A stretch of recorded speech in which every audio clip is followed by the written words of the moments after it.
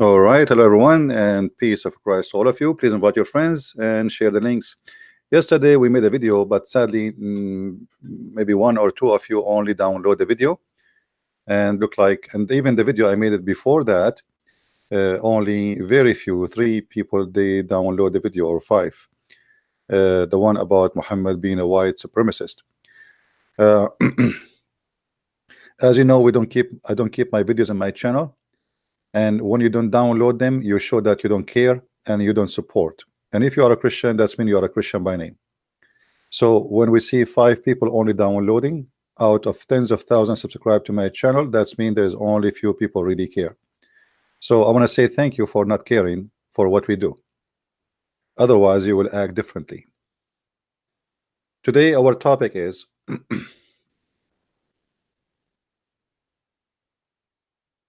why Islamic countries, the top happy countries in the world, are Islamic. Now, for sure, this is absolutely fake news. I'm just being sarcastic.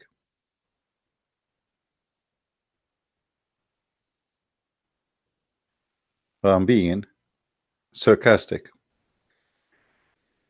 The reality is, it is totally the opposite. Islamic countries is the most unhappy countries in the world.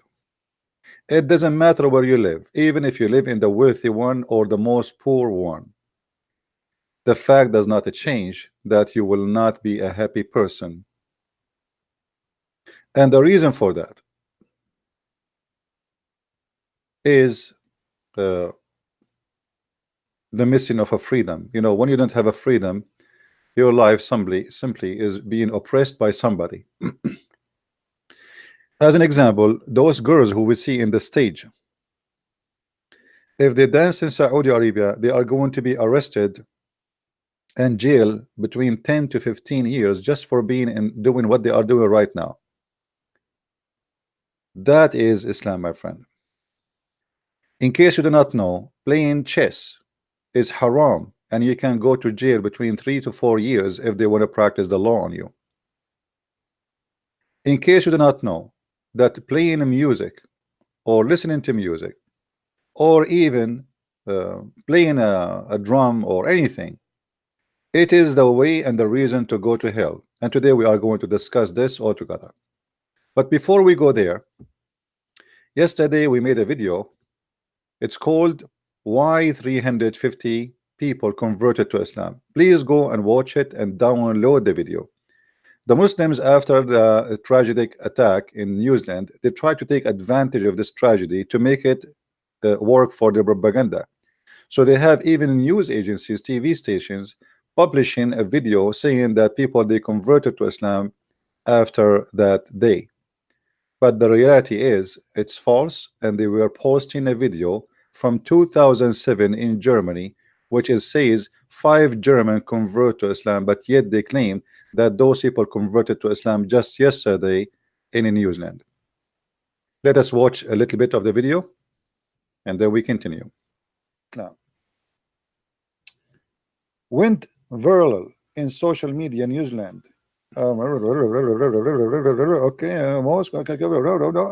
it's a true story. Brother,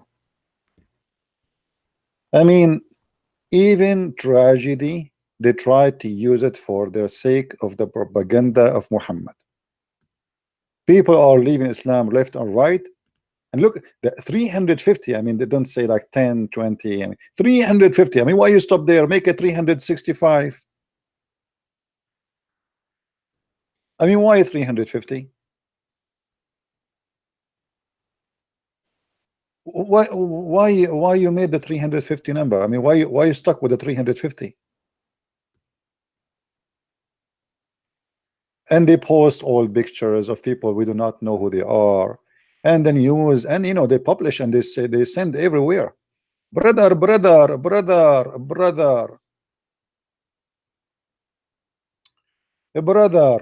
true news, brother, true news. Shahid Sadaki. All right, so this is what was the video is about. You can download it. You can just search for the following title and you can download it wherever you find it. All right, Why 350 people converted to Islam in New Zealand after a church, you know? And you will see how popular this post between Muslims. Muslims are posting this everywhere, as you see here. This is in the front news in Google. 50 Muslims killed in New Zealand, 350 accepted Islam. It's all over, and all those they claim themselves to do da'wah to Islam, to invite people to Islam channels. They are posting the same exactly videos, and all those pictures are old and they are false and they are fake news as usual. Now we go back to our topic. The top 10 country of happiness. First of all, I mean, you see in the picture here, this is National Geographic website. All right. What do you see in the picture? In Islam, this is haram, and you can be beaten to death for just doing this. You and your wife, or your whatever who she is, and in bicycle, and she is wearing a short. Actually, the woman, she will be raped guaranteed if she do that in Pakistan. Or imagine in Afghanistan, or imagine she do that in Somalia, or imagine she do that in Saudi Arabia. So simple things you do in your life today, in those Islamic countries, it can cause your death, just wearing a short. And the funny, they say wearing a short is not right because that exposes the woman body, but they don't have a problem to have a boy, they call him Bacha Bazi, dancing for them, dressing as a girl, and after the party they have sex with the boy. But women having short is haram. Absolutely. It's a big sin, brother. So the top 10 happy countries according to this National Geographic. By the way, I don't believe in articles, just to be honest with you. I don't think people in as an example, the number 10 country, happy country, is Sweden. I mean, why? Is that sense because you have a lot of you know, I don't know what to say. I mean, in the last years, you know, Sweden maybe was really the best country to live in before, but now because of the open policy for immigration and anyone can jump in the country, including people who they can be a rapist, how Sweden can be the most happy country, but it still look like it's holding itself to be one of the best. So it is number 10, and then Australia, and then New Zealand, and then Netherlands, and then Canada, and then Finland, and then Norway. Now I guarantee you that those numbers are not really accurate. As an example, I mean, why in the world somebody who live in Canada will be the most happy person, number what, number 6? That's not really accurate. It can't be true. However, the point here that none of those countries, which is maybe to be considered the best, and you can have a different opinion about each one of them, is none of them is Islamic. So what is the secret? Why Islamic countries don't make it to the most happy countries in the world? Let us see some of the reasons. Islam promotes sadness and anger. As an example, if a person he want to have fun in life, what he do? I mean, have fun without hurting others. What he do? I mean, what we can do? What we as a human have, you know, something right to do, and we can do it without hurting others. It can be considered as fun. The Quran says that those who spend their time speaking about anything except Islam, they are evil people. They are bad people, and Allah will send them to hell. In chapter 31, verse number 6, it says, وَمِنَ النَّاسِ مَنْ يَشْتَرِي لَهْوَ الْحَدِيثِ. What does that mean? There's people who they speak about things which have nothing to do with Allah just to misguide you.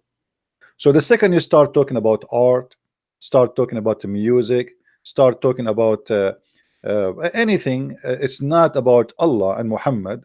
Obviously, you are a person who are trying to misguide and mislead people from Allah. Now, somebody might say to me, "Well, what does have to do with what you are saying? This is a metaphorical, have different meaning, and have nothing to do with what you are saying." Well, we have Muhammad to explain to us what does that mean. You know, uh, like what Muhammad said about the music, as an example. This is one of the examples how people they can mislead you. Uh, I will show you, and I will start from simple stuff. Bill. All of us, we have a bill, either in your phone, either or in your door. Even that is a musical of shaitan.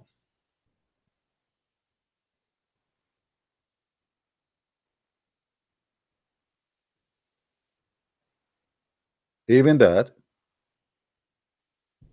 is musical, or the instrument of the devil.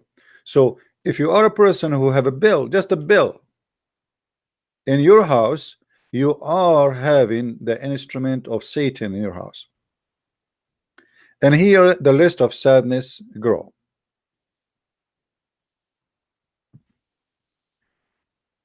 Angels will not enter a house which there is a small bell or a bell. That's it. You are ugly, you are disgusting, and you are cut off the mercy of Allah. For what?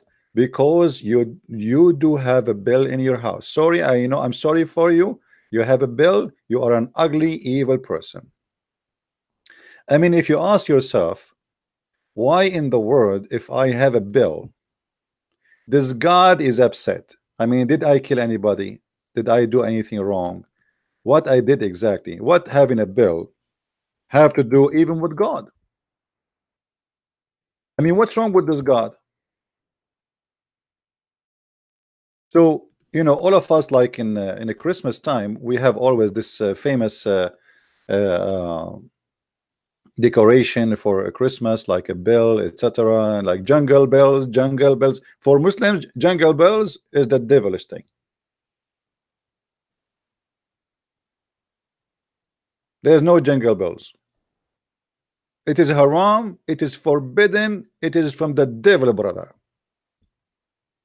And that explain why in the Christmas time millions of Muslims they have Christmas tree inside their houses secretly, because they are trying to bring happiness to their life, which is not exist.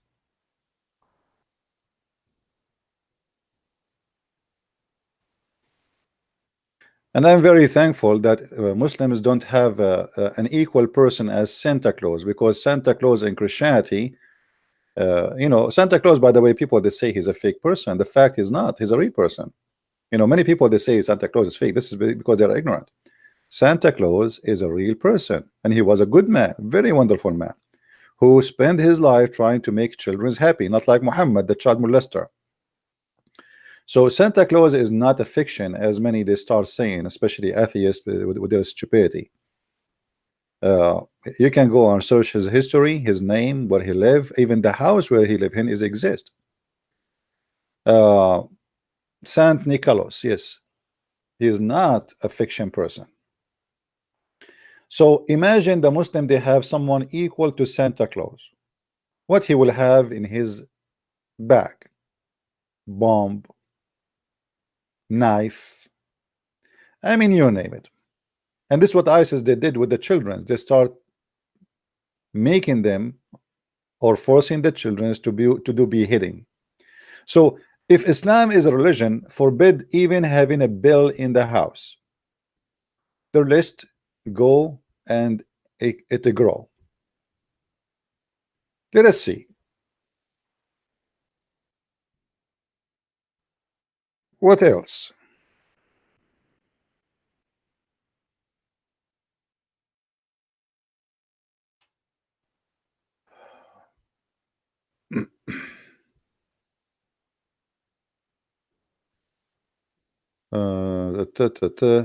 Here, by the way, here you see the hypocrite Muhammad. He was forbidding the Muslims from dancing, forbidding the Muslims from having music, forbidding them from being happy, but yet he have a bunch of slave black girls dancing for him and singing. And uh, uh, when Abu Bakr he entered the house, he shouted at them and he said, "What? The devil instrument is in the house of the prophet?" Do you see it? Muhammad was saying to the Muslims all his life that the music is haram, the music is from the devil, the music will take you away from Allah.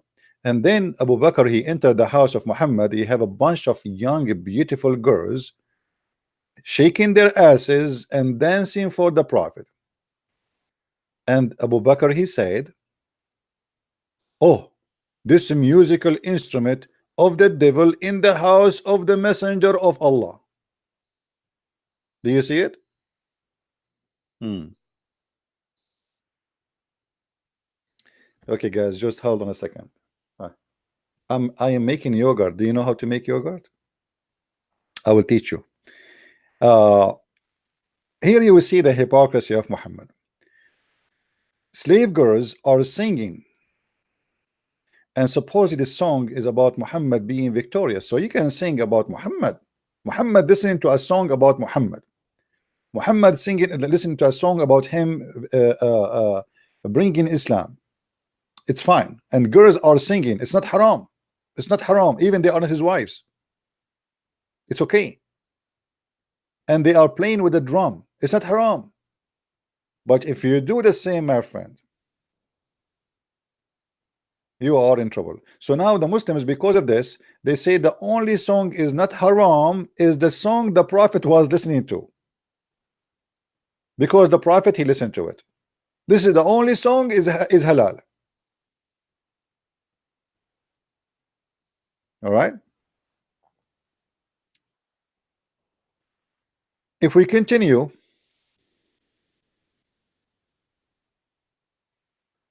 let us see.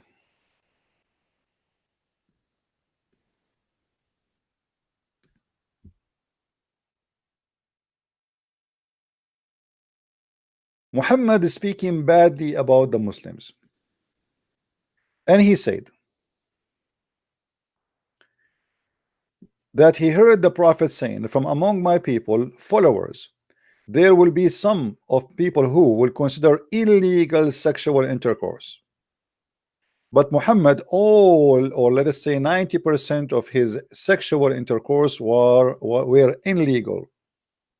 How many women he kidnapped, how many women he raped, how many women he took from their family. All of this is legal.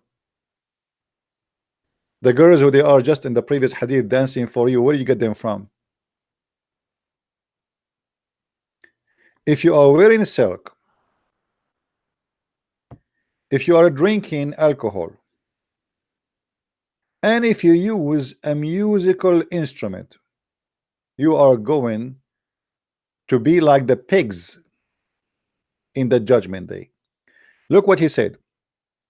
Allah will destroy them during the night and will let mountain fall on them, and he will transform the rest of them into monkeys and pigs, and they will remain so still the day of resurrection.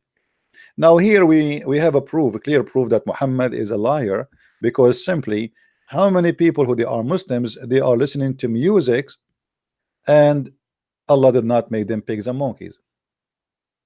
Muhammad is threatening that Allah will make you a pig and a monkey if you listen to music, if you drink alcohol, if you have illegal sexual intercourse. So now let us analyze this.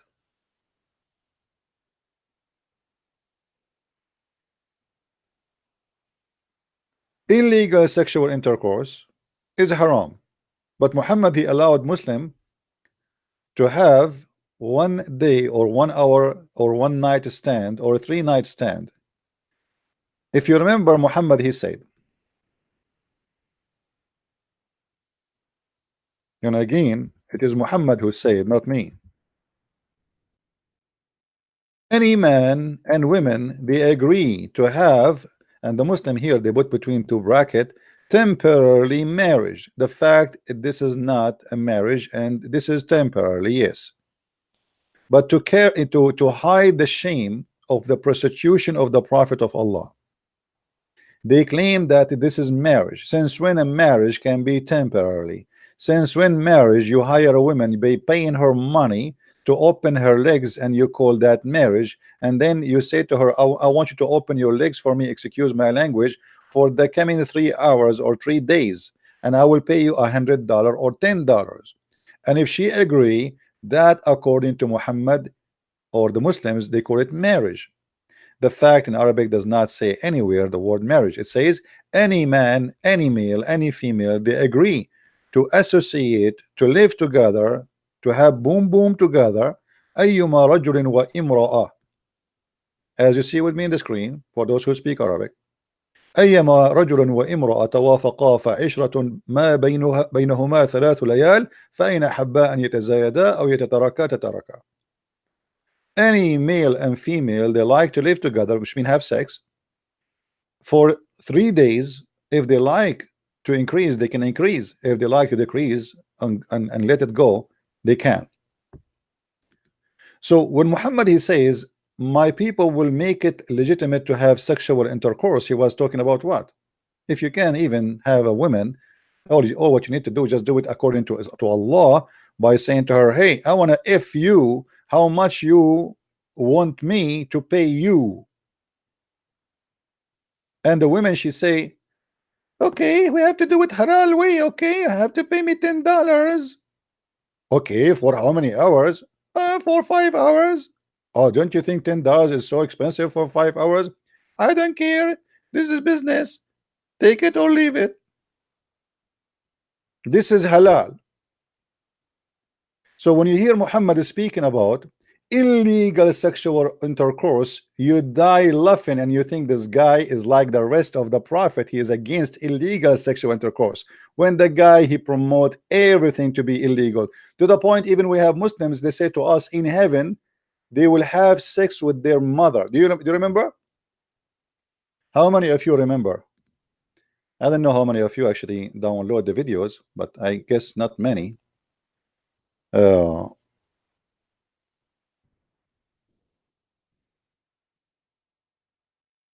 Let us see, just to refresh your memory.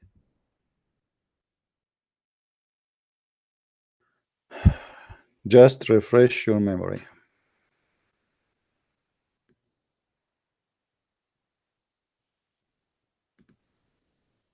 And you don't see that there's something wrong with that. What do you not understand about nothing is sin? Well, I'm just trying to understand, my friend. You see, I'm not smart like you. We think it's sin due to our social structure. If Zakir Naik, I'm not trying to insult, by the way. Let's go back a little bit to refresh your memory. You said this guy is a fraud. Sin in heaven. Huh? Nothing is sin in heaven. Thank you very much. That's what I'm saying. In the heaven, you can have sex with the goat. It's fine for you, right? Nothing sin. There's no sin. You can have sex with your mother. Okay. Yes. Well, okay. So you are proud about having sex with your mother. You and your father, you will have sex with the same woman, which is your mother.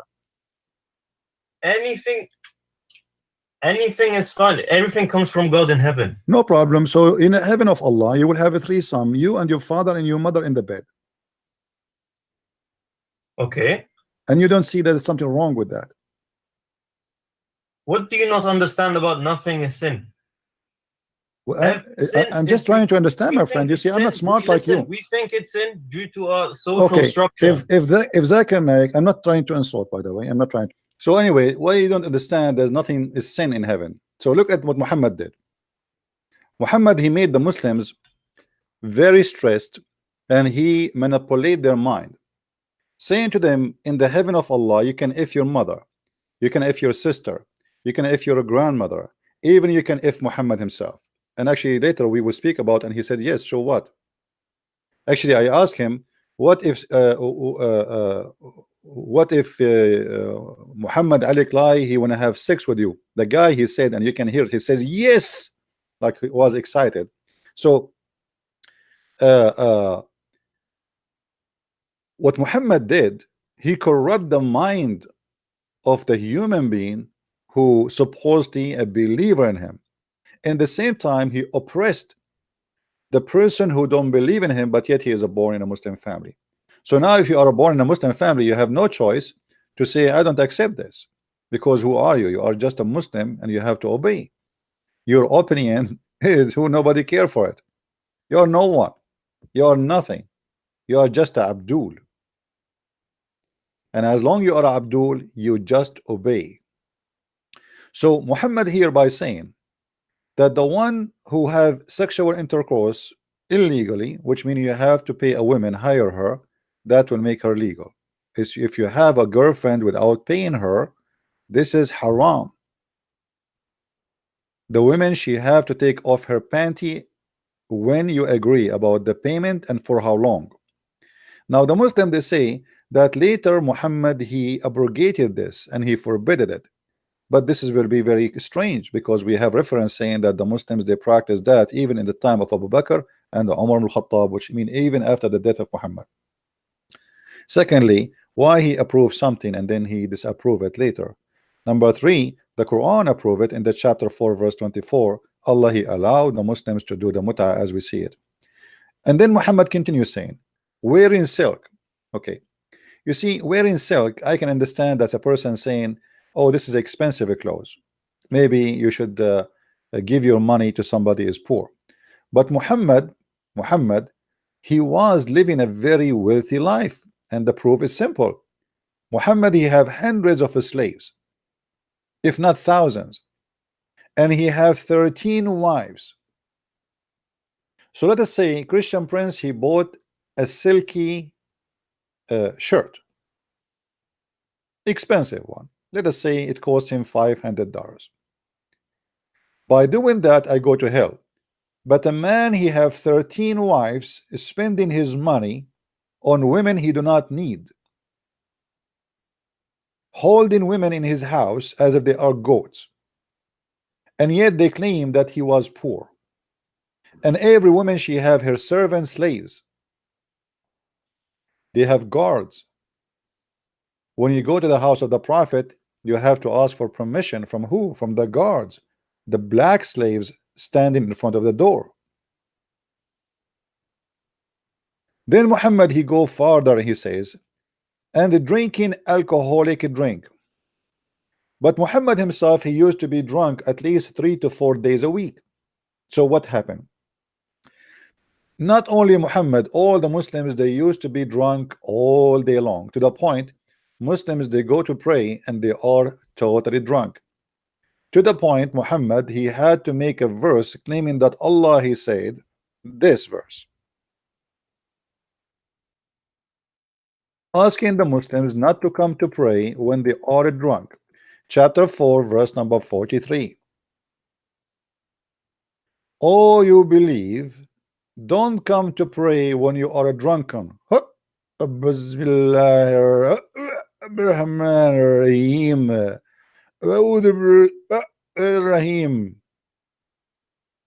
So the apostles of Muhammad, they were drunken during the life of Muhammad, and they are drunk when they pray.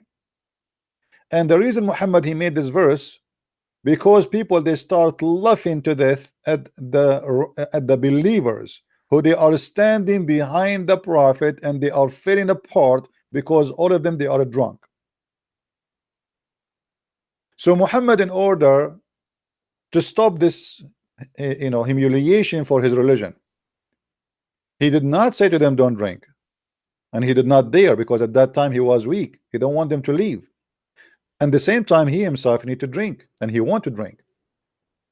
Muhammad, he forbade drinking when he himself got sick and he cannot drink no more. If you remember, the hadith says that Muhammad, he died because of a poison he ate in Khaybar.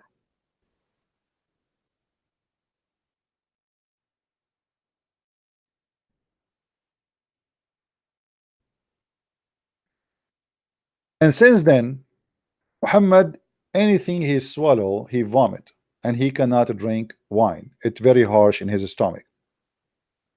So Muhammad then he decide to forbid alcohol. The other Muslim they might try to say, "Oh, this is no, it happened before." I don't think so. Muhammad was a drunk person, and the Muslims are drunk people during his lifetime. And actually, there's many hadith speaking about Muhammad. Even he was teaching the Muslims how to make wine. And you see here the Muslims they try to hide uh, what they are drinking here. It says kana yumbadhu nabidh. Nabidh is a wine. You see it? Ibn Abbas narrated raisins used to be soaked for the messenger.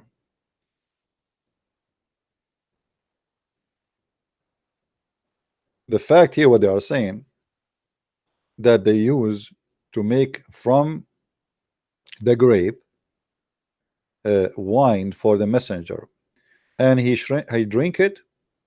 He drink it. Look here what I mean the translation. Look here, if you read, it doesn't say anywhere about the water. ينبذ له الزبيب في السقاء فيشربه. Here they add, they said in a water skin. Yeah, okay, this is a water skin, but there's no water there. So what is inside? They hold the grape inside, and in the heat is going to turn, and you know the you know, I don't know if you saw those things like which is made from leather, where you can hold water inside it usually when you travel. So what they do is the same they use even to hold milk inside. They can hold any liquid inside. So they hold inside the grape, and then the grape, because of the heat, as a normal process, will turn into alcohol. And Muhammad he used to drink it almost every day. And actually, there's many hadith. Uh, there's videos actually. There's videos by Muslims. I can search for it in YouTube, but it's in Arabic, where the Muslim scholars agree that the Prophet used to drink.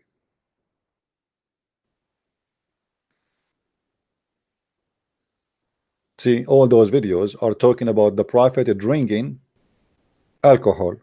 Those are scholars, very well known people.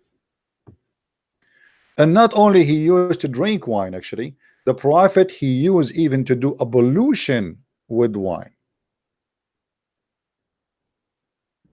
You believe it?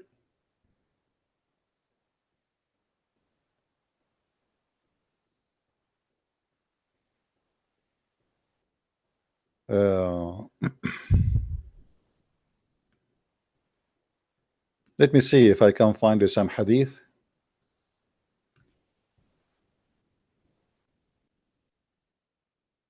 We were with the Prophet, and he asked something to drink. A man from the company, uh, here it says, supposedly the Prophet he don't want to drink. Should we not give you a drink, nabidh, which means alcohol? Nabidh is simply is wine. Drink made from date. To drink, this is between two brackets. The fact nabidh is maybe is made from date, maybe is made from a grape. It doesn't matter. At the end of the day, it's wine. Shouldn't we give you nabidh? He replied, yes. The man went quickly and brought a cup of nabidh. The messenger of Allah said, and peace be upon him, he said, why didn't you cover it up, even by putting a piece of wood on it? Muhammad was teaching the man how to make it. Uh, let us see. Different hadith. Hmm.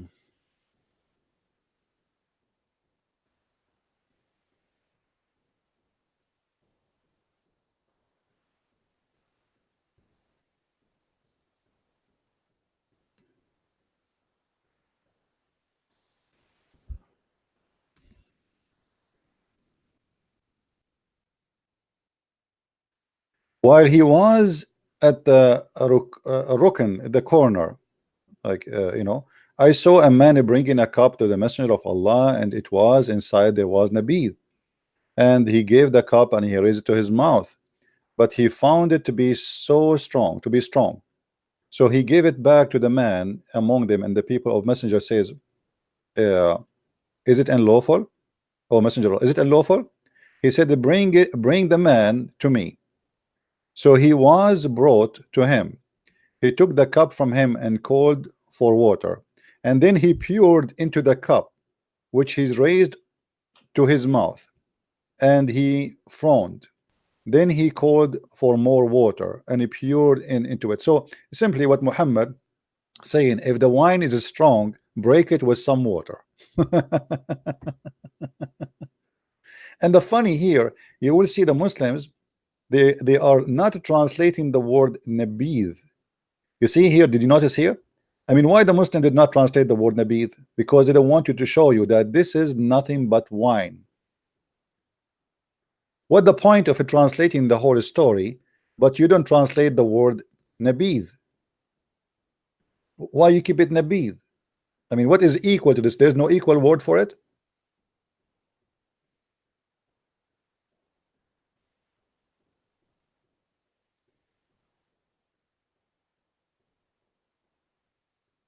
Uh,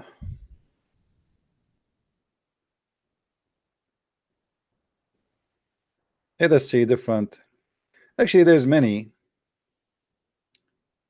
We can like there's many other books actually, but we prefer to show from the most accepted books for the Muslims.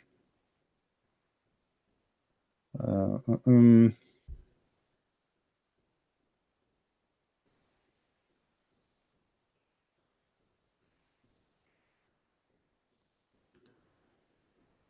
Let us see this one.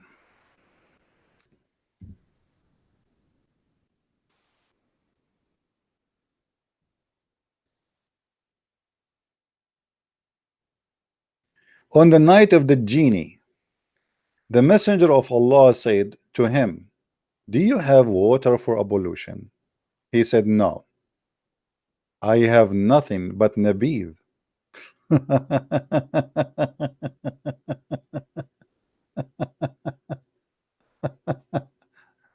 Ah, oh boy. So Muhammad, he did ablution with nabid, and here look at the translation how they try to uh, uh, fabricate, and they say here, look, uh, i.e. there is no harm from mixing the two, and they says here good deeds and pure water. He said good deed and pure water. uh, Here you need to ask yourself why Muhammad is doing ablution with the wine if the wine is haram. I mean, why even they have no water but they have wine?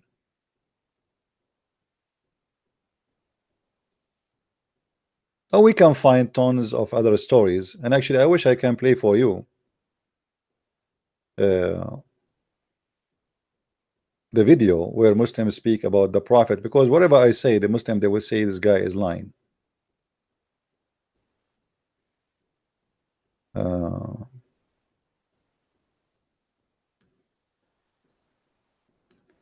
Let us see a different one.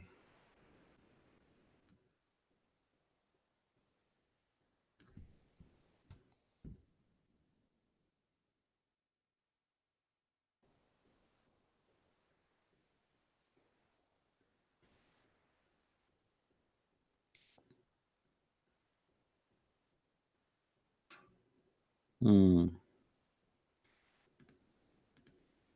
Okay, look like this one is not in this website. Let us see.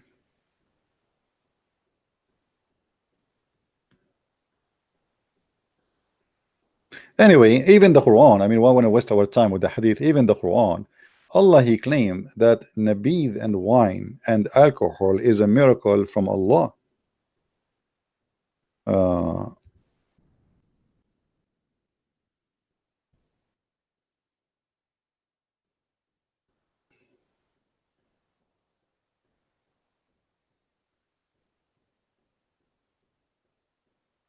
Here you see the Muslims, they don't really say clearly what this drink is, but the fact it is nabid. It is what the Quran is saying, that Allah He made for you from the date fruits and from the grape, a drink which is alcohol, as a sign and a miracle from Allah. So this is one of the miracles of Allah. Let us change the translations to see if one of them can come to be honest, and he say clearly that this is alcohol.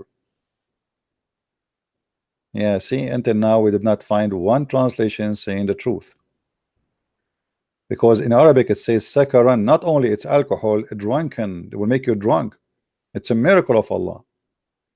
Let us see. Let us see. Sahih International. See, here the things is getting better a little bit. So the Quran praising alcohol and saying it is a sign from Allah, and indeed that is a sign for people who reasons. So if you want to reason with Allah, you have to look at the wine, how it make you drunk, because this is a sign from Allah, and Allah He says from that alcohol a good provision indeed there. But later when Muhammad he got sick and he cannot drink, suddenly he claimed in different verse in the Quran that wine is the made of shaitan. Wine made of shaitan.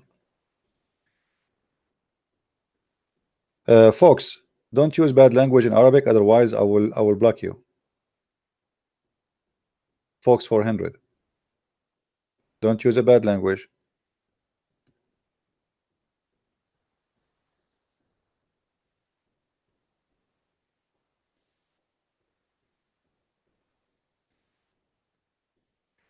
Anyone will use a bad language in the chat, I don't care who you are.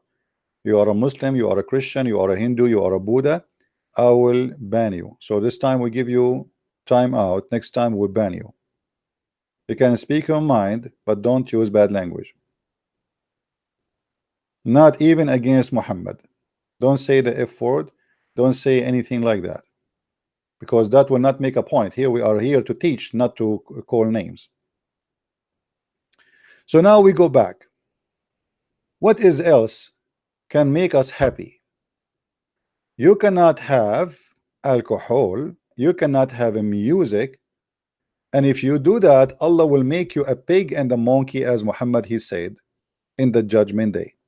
Actually, not in the judgment day, right away. In the night, you drink it, and the night Allah will come to you and He will let the mountain fall on you, and He will make you a pig and a monkey. Allah will destroy them during the night.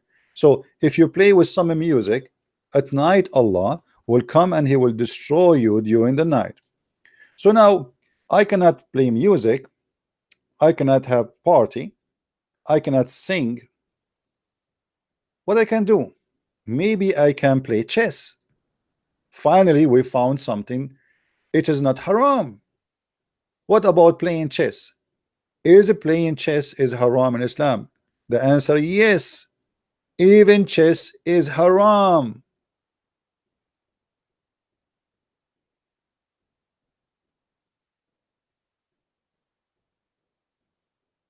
If you play chess,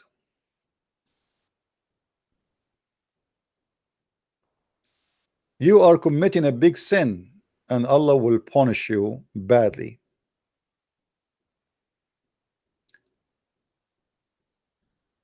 If you play any game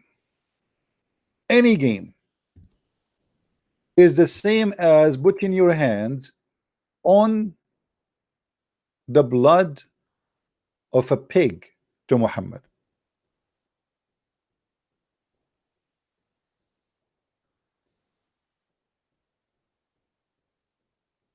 Do you see it?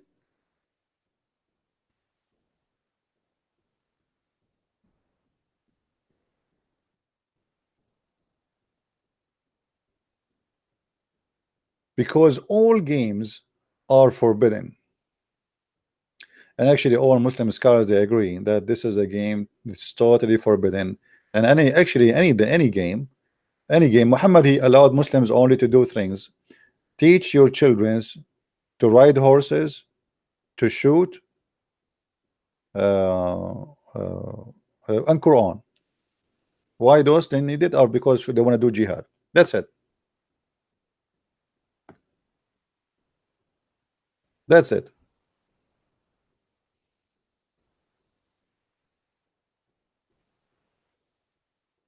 So what we have left in our life to be happy? If you live in Saudi Arabia and you go out in the street where everything is haram, forbidden. I cannot buy a guitar to play a guitar when I'm home. I cannot play music when I am home. I cannot play a game when I am home. So what I do during my lifetime? Muhammad, he wanted to be sure that you as a Muslim, you will be only subdued to him, and the excuse is Allah. But we showed you how Muhammad, he have slaves, girls dancing for him, and they are having party at the house. And Abu Bakr, he said, the instrument of shaitan in the house of the Prophet. Even having a bell is haram. What about even having a picture? What about if you want to be an artist?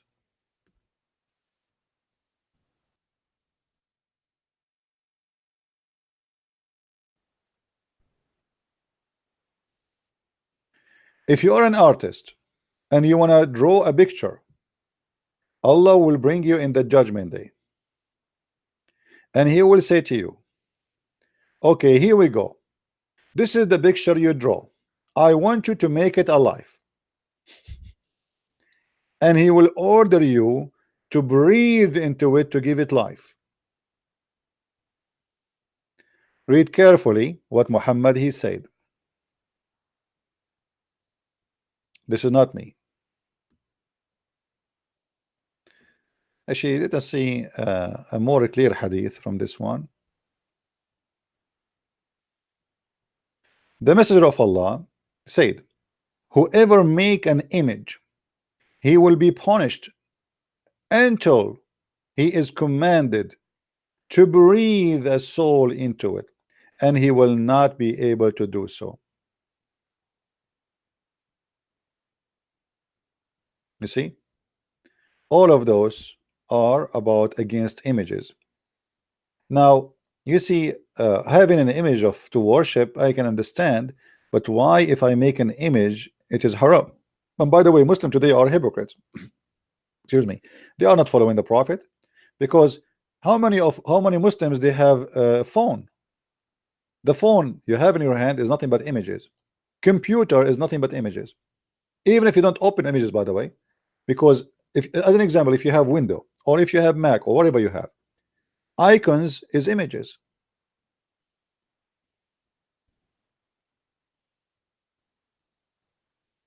Icon is an image.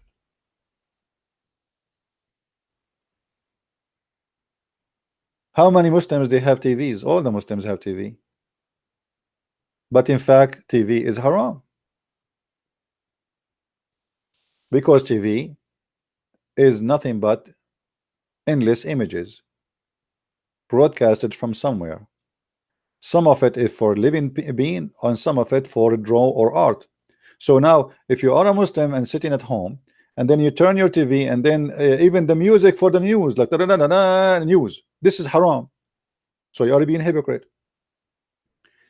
So now what is left for a Muslim to do in his life? Music is haram, bill is haram, a drawing is haram,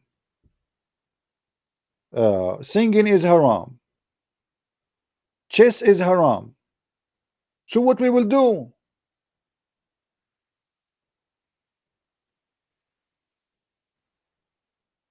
What exactly we can do? We go and we join jihad because our life became so depressed, and I want to kill myself so I can go to happiness, where heaven have wine river, milk river, honey river, and a lot of very, very beautiful women, and they are naked.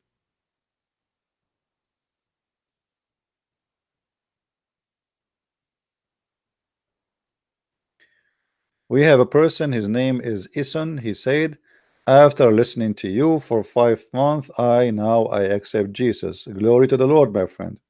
I don't know why Google restricted your message. This guy, he just said, I accepted Jesus, and Google restricted his message. You see, Ison 1.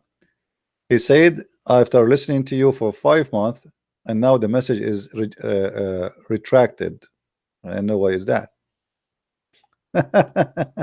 That's funny. All right. Well, we are good for you, my friend, and we are happy for you that you accepted the Messiah, and we pray that the Lord will open your eyes for better and for the best for you and your family and people around you. Uh, if you look at this, you will see that Muhammad is trying to bring nothing but depression in the life of Muslims. So that their life became in what now? Focus in what? Even poetry, by the way, is haram. Poetry is haram.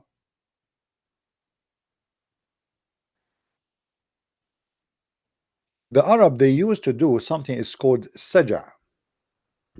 What is saja? Saja simply is Quran, the same as Quran, but it's better quality. But since Muhammad, he started doing saja. He forbid the Arab from doing saja.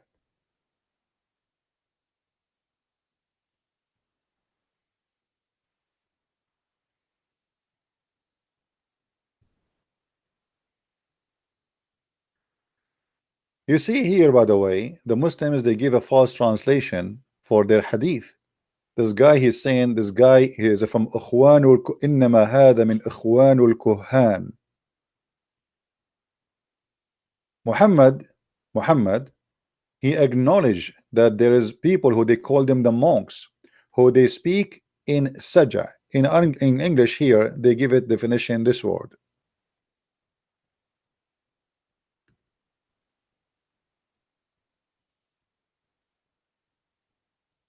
Muhammad, he was in love with this kind of a speech, which is the same as rap music, rap songs. But look here what this hadith is saying. The Muslim, they say to us that nobody spoke Quran like Muhammad. But look what the Muslim says, and what people they say about Muhammad.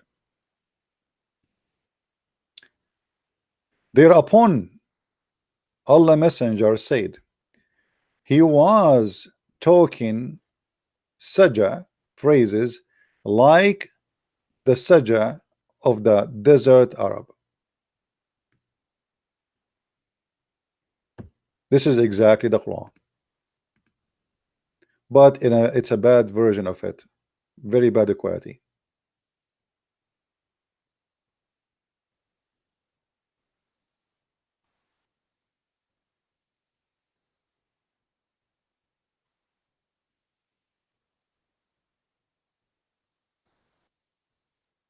So now what we will do as Muslims, what and how we can be happy. The 10 happy countries in the world, none of them is Islamic, and actually those countries, the good news is the more number of Islamic people will be there, those countries will lose happiness. Attack in a Christmas market, attack in etc., attack in a, you just name it. Just wait for what's coming. Already it's happening for the last 20 years. And we pray that people who they are happy, they will stay happy. It doesn't matter which country they are from, which ethnic, what color. But this is not the point. The point is Islam is meant to oppress a human being. So he go mad and he start doing what is wrong. Do you ask yourself why somebody want to drive a truck full of TNT or S4, C4, and he wanna explode himself? What is the purpose of that? I mean, why you do that? Because Muhammad, he made the Muslims hate their life because there's nothing left. What he can do? Everything is forbidden. Music is forbidden. Games is forbidden. Chess is forbidden. Singing is forbidden. Playing anything is forbidden. By the way, football is forbidden in Islam. You see, in Saudi Arabia now they are doing football. This is haram. This is not Islamic.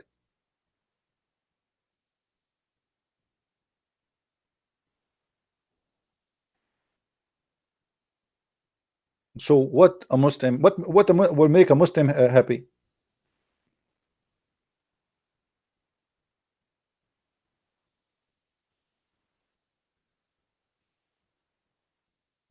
Nothing. So your life became in what? Eating and having sex with your wife or sex slave. That's it. That's your life. You can do nothing. You know, there's an Arabian series to make fun of how we Arab live in the Middle East. There's a guy. He went with his family to picnic. You know, picnic. Like, let's have fun. It's not haram in Islam to have picnic with your family. You can, but it's haram that people they can see your women. So what we would do? He took them to picnic, and let me draw this for you so you can understand what I'm saying.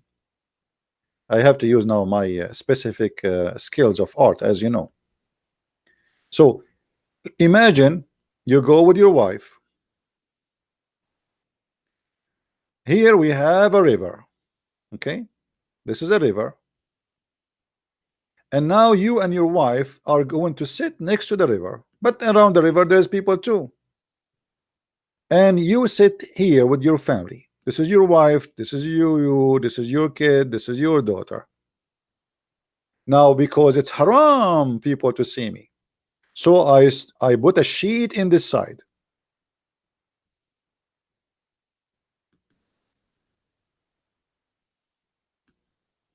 And then there's people, they stop here. Oh, they can see us. So we put a sheet in this side. When I say sheet, I'm saying like a curtain, you know, like a curtain. And then there's, oh, a guy and his family, they sit here, they can see us. So I put a curtain in this side. And then there's guy, he is from the other side of the river with his family, they are sitting here. So I put a curtain in this side. So why I'm going to picnic?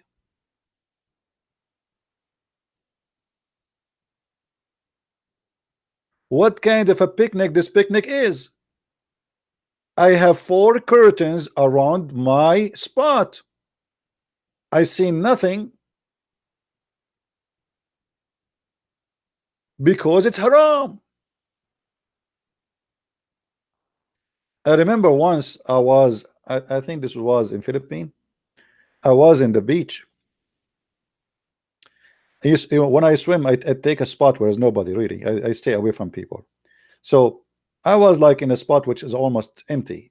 And then suddenly Abdul and his wife, she is wearing jalabiya, you know, like, you know, the clothes which is wide. And they jump in the water and they were walking and he got close to me. And then he says to me, keep a distance, keep a distance. I said, hey, Abdul, I am here before you. If you want to stay alone, why you came here? I'm here before you. You keep a distance. You go. I mean, look how rude. He came to my spot and now he's asking me to keep a distance. I said, no, you keep a distance. I am here before you. Don't you see me? I'm here. If you don't like anyone to see you with your wife, go and go to a different place. Go to an island. There's nobody in it. He screamed at his wife. The coward did not even dare to answer me. He screamed at his wife. He said, get out, get out. And he came out with his wife. And you should see his wife. Her body is all the details is showing because she is not wearing anything underneath. And when you wear wide clothes and it is thin, you know what will happen when you get out of the water, right? You know what I mean? The details of her private part is all over. I mean, you can see her nipples coming out. But now she is wearing jalabiya. She is not wearing a swimming suit.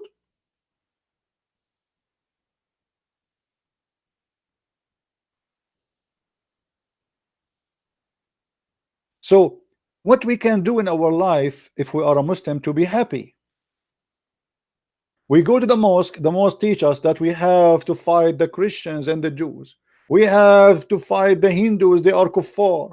We need to fight the Buddhas, Allahu Akbar. The atheist, Allahu Akbar. I mean, everybody is an enemy. The Quran says in chapter 5, actually many verses, but as an example, chapter 5, uh, verse 151, take not Christians and Jews as a friends.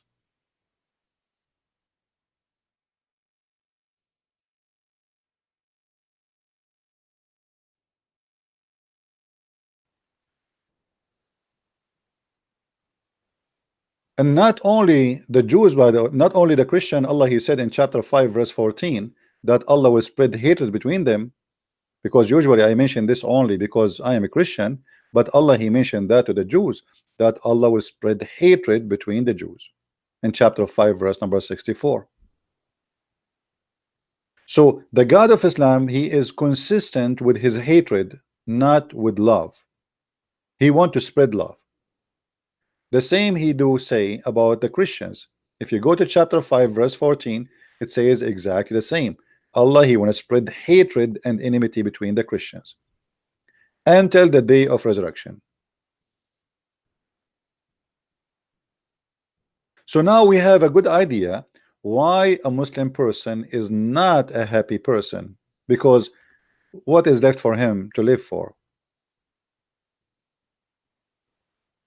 What is left? This is about the Jews.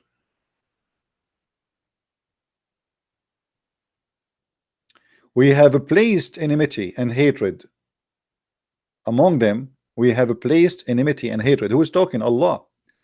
Among who? The Jews. And the American, they are wondering, this Somalian women who became a Congress woman because of the stupid Democratic Party in USA, as usual, the left. Why she is anti-Jews? You don't know why? I mean, they're having discussion in the Congress. She said, but the fact, it's not her who said, it is Muhammad, he said.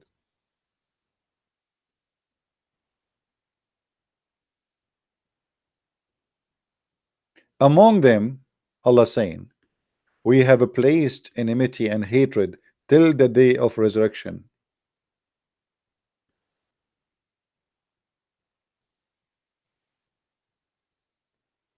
And Muhammad, he said the same about the Christians. Allah, He will spread hatred and enmity between the Christians until the judgment day.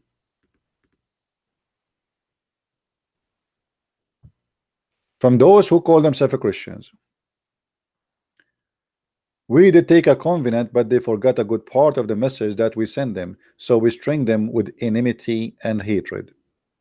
So we understand now that Islam is a religion who promote hatred and enmity, and how enmity and hatred can bring happiness to the life of a person who is full of hate. It's impossible.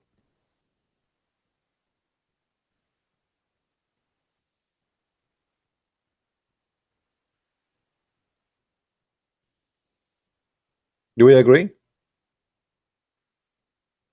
A person who live by hate and for hate, he is the first unhappy person. Yes, you can harm others.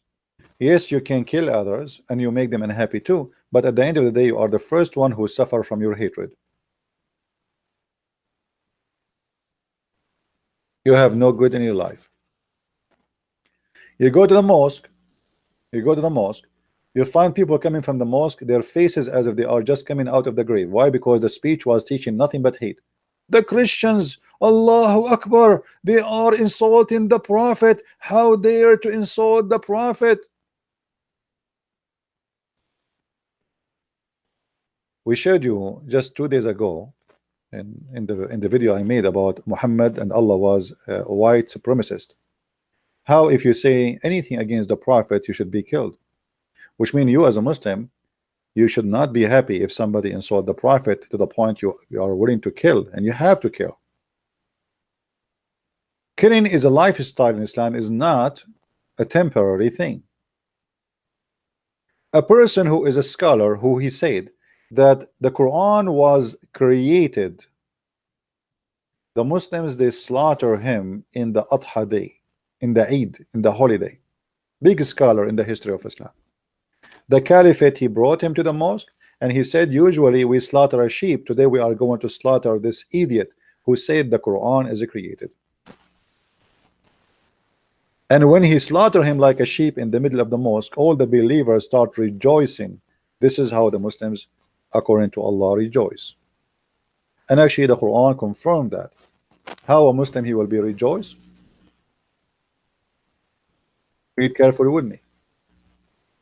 We don't say things without proof. Chapter 9, verse number 14 says it clearly that Allah said, kill them. Kill them. Allah will torture them by your hearts, by your hands. By the way, it doesn't say punish them. This is a false translation. It says torture them. Allah will torture them by your hands and cover them with shame. And that will heal the breast of the believers. So how a believer will be comfort? By torturing, not punishing, as they claim here in the translation. By torturing, that will make your breast healed. Change the translator.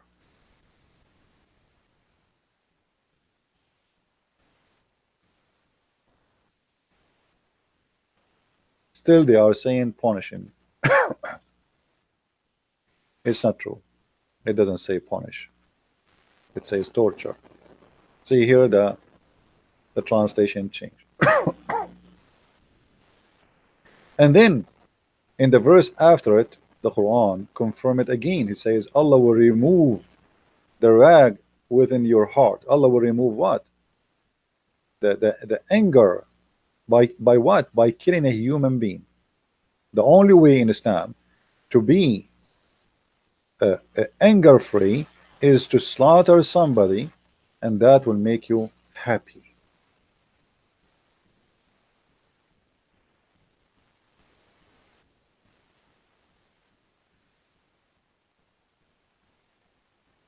Do you see it?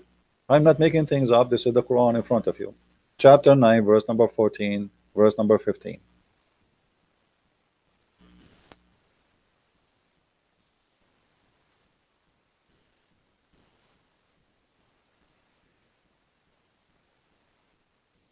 So if you now understand, or you have an idea why a Muslim person is always an angry person, you have to know that Islam brings nothing but anger. Somebody, he made a cartoon, millions of people want to kill immediately. And the funny, the Prime Minister of New Zealand, she was playing Quran in her parliament when they opened the speech, just to show support for the victims. Me myself, I feel sorry for those victims, but playing Quran, which is the root of the problem, is a stupid thing. I mean, do you know even what he is reading for you in the Quran? What he was reading for you? Don't think that those who they are murder for the sake of Allah, they are dead. But he's talking about killing the infidels in the same verse, same chapter.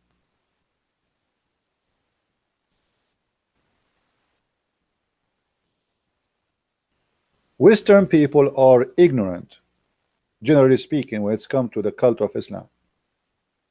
It's good to be terrorists, but it's not right to be stupid. Imagine you bring somebody to recite Quran for you because you want to show him that you love him. But in the Quran, he's reciting, he says, I hate you, I want to kill you. I mean, how silly, how stupid that is.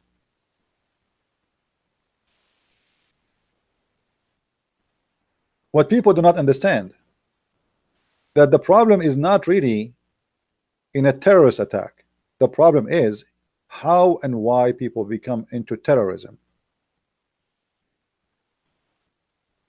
Fight the Christians and the Jews and kill them. Chapter 9, verse number 29. Unless they convert to Islam or they pay you jizya, money to live. Pay or die.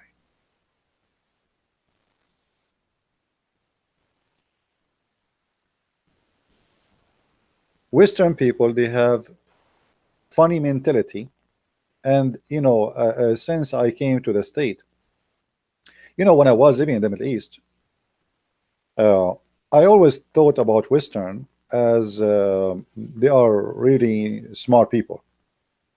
I mean, come on, look at America, look at England, look at France.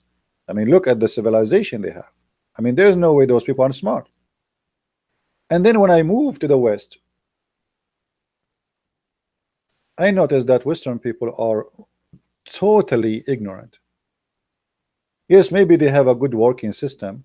Maybe they have a good way to do business. Maybe they have good roads and they have good engineering and they have good structures. They were advanced in many things. But when it's come to know history and religion, they are totally ignorant people.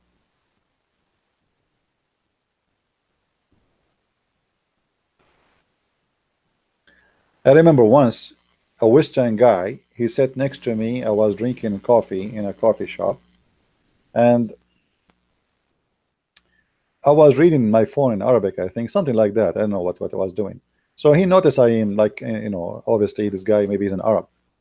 So suddenly he started talking about Islam. He is the one who opened the topic, and he said to me, you know, as an example, there's many ignorant people. Me myself, I read the Quran from the first page to the last page, and I saw nothing in the Quran teaching violence. I look at this idiot with the blue eyes, and I was saying to myself, what I should say to this idiot? Say to him, you are stupid. Use the term I use when I speak to people in a chat room. And then I said to him, so you did read the whole Quran? He said, yeah, the whole Quran from the first page. Trust me, I did read it carefully from the first page to the last page. I said, are you sure?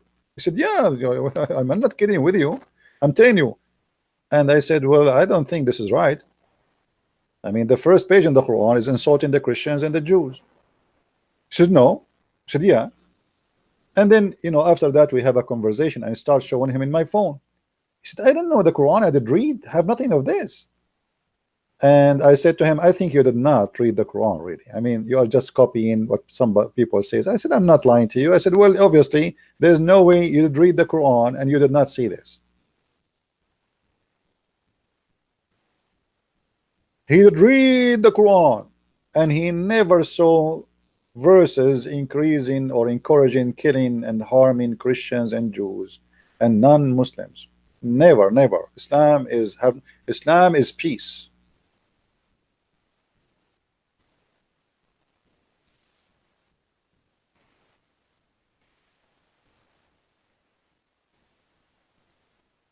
Right?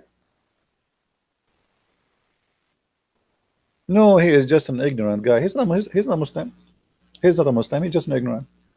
My friend, go right now in the street and ask people about Islam. You will see tons of those American. I speak about American. They have no idea. I have a neighbor. You know, we took his truck to go to Home Depot to get some stuff, and then suddenly they were saying something in the news about, you know, and then he said, he said to me, they were talking about Osama bin Laden at that time, and then I said, well, he's a Muslim. He said, Osama bin Laden is a Muslim?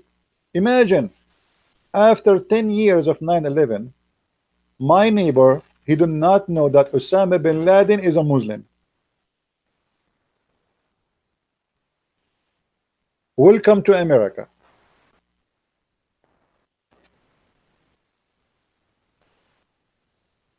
The guy, he was shocked. You really, Osama bin Laden is a Muslim? I said, no, I think he's a Hindu.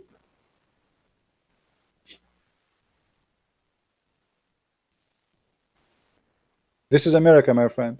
And I'm sure you will find the same in Europe. And I believe even in Europe is even more ignorant about what Islam is about. The second you start speaking against Islam, they start right away, they say to you, Islamophobia, you know, all this garbage. Islamophobia is a term to silence the one who speaks the truth. The fact, the one who have a phobia is Islam. Why we don't speak about Hindus? You know, Hindus are not, I don't agree with the Hindus. I'm a Christian.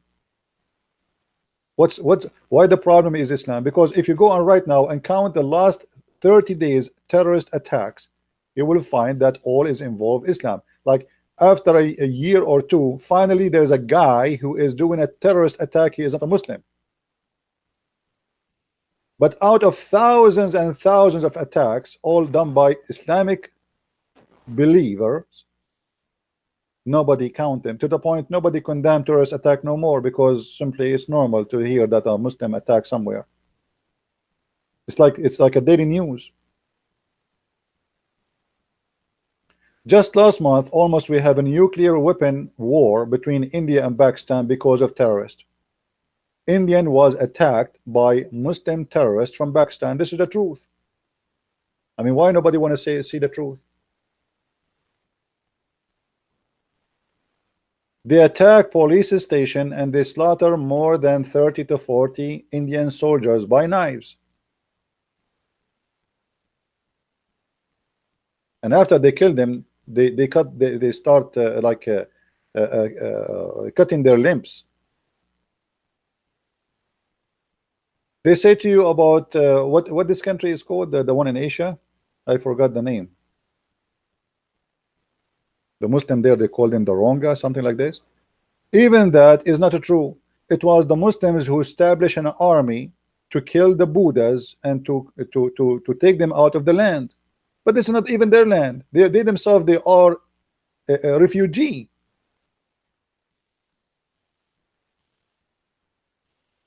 In Burma, yeah. And I remember I made a video, if you remember, the Muslims, they publish a picture about a woman. She is dead and she have a child in her chest. Anyone remember the video I made it? Allahu Akbar, the Buddha's people, they are killing Muslim women, Allahu Akbar. And later we found that this picture is taken from an Indian movie. Yeah, many more. Yeah, Myanmar. Yeah, not Burma. I think it's a name, right? It's the same. Myanmar is Burma is the same. It's like different new name. Maybe it's the same, I think. So anyway, and exactly the same happened yesterday. Yesterday, the Muslims, they published this videos in their in their news TV that 350 people converted to Islam after the attack in New Zealand. And then we find that this video was taken from an old video 2007 from Germany, and the title of the video saying that 5 people converted to Islam. 5 people converted to Islam. You know, it's all over Islamic news. If you search right now, let me do it in the front of you. 350 people converted to Islam in New Zealand. I will click search Google. Oh, now my video is appearing. Let us see. Yeah, this is the video in the Urdu language, I think. Yesterday it was top news where 350 people converted to Islam.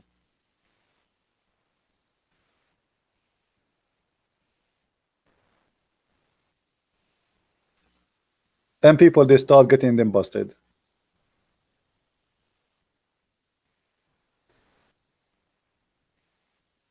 "50 Muslims were killed on Friday in New Zealand, and the 350 people converted to Islam, Kashmir."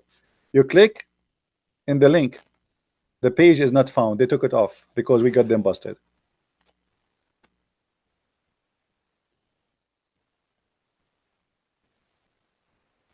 I will not be surprised, by the way, if a Christian prince one day he die and the Muslim, they make videos says a Christian prince, before he died, he put his finger in his nose and he said Allahu Akbar and he converted to Islam. Just wait.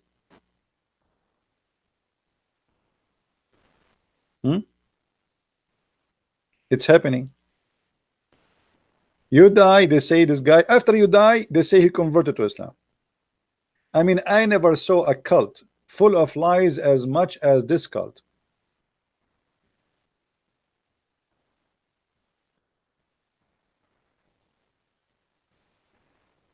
This is why I should not die. No, actually, I love to die. You see, honestly, sometimes if I say to you, you will not believe it.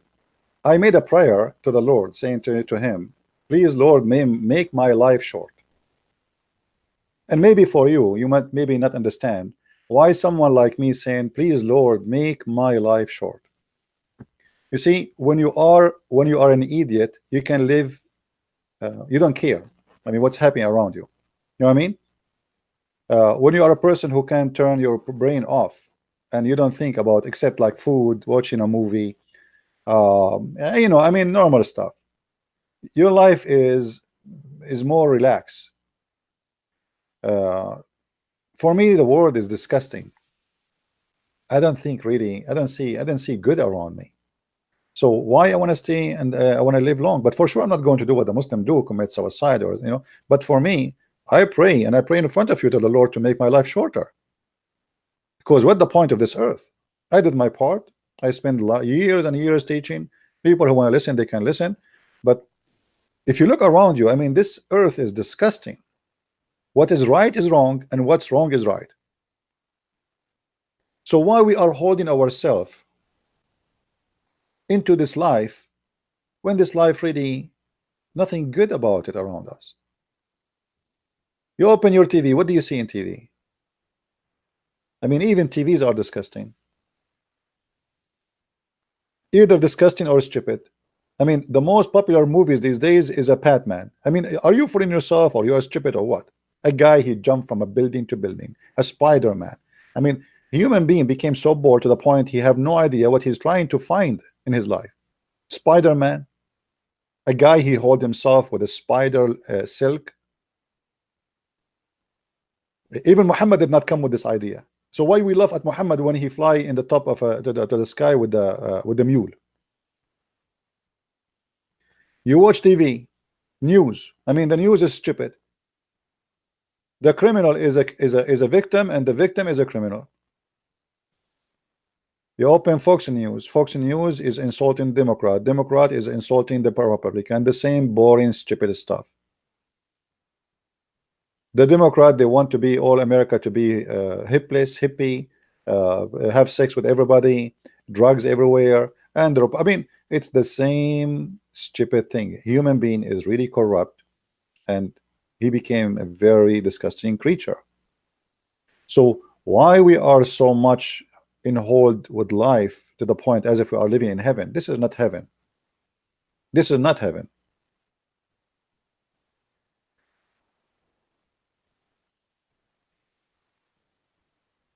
This is why maybe some of you might find it strange that I pray to the Lord in front of you to make my life short. I don't care really if I die immediately right now. As long as I'm a believer, my friend, and I believe that there's a place for me with the Lord, with the Messiah, why I want to care for this earth? But for sure, we are against committing suicide or doing something harm. I'm not speaking in a negative way. I'm speaking about reality.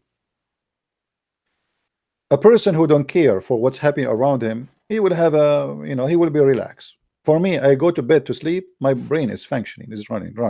I try to turn it off, I cannot control it.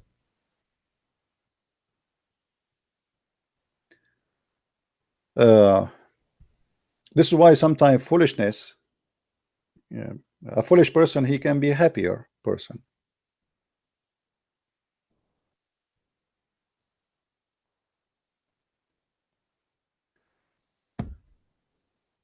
Good to be foolish sometime, isn't it? Yeah. Anyway,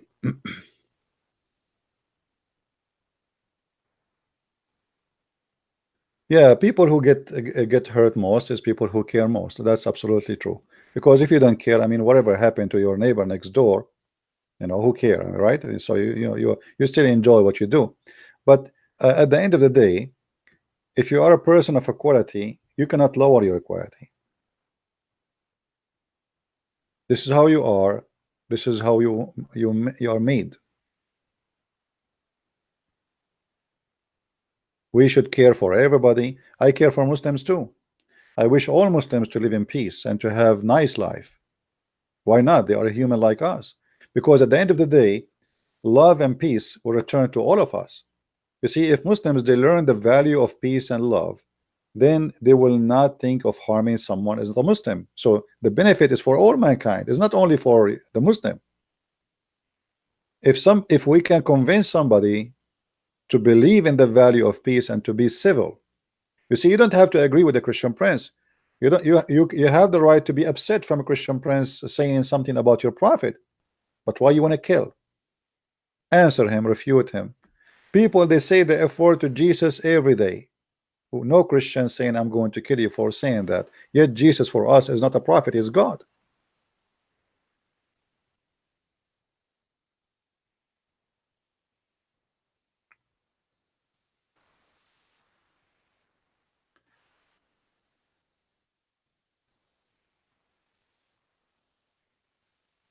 You look at the comment, you see how funny the comment of people. They say, so someone says Jesus is a Muslim, why? He was a child molester. If Jesus was a Muslim, why he did not slaughter people? Why he did not have sex with a child? Why he did not say beat your wife? Why he said the man, he have to give himself to his wife the same as Christ he gave himself to the church? So when somebody says Jesus was a Muslim, that is an insult to yourself first, for you are being stupid.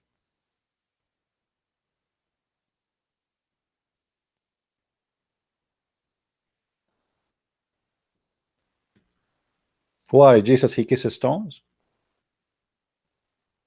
Jesus he order theft and rape?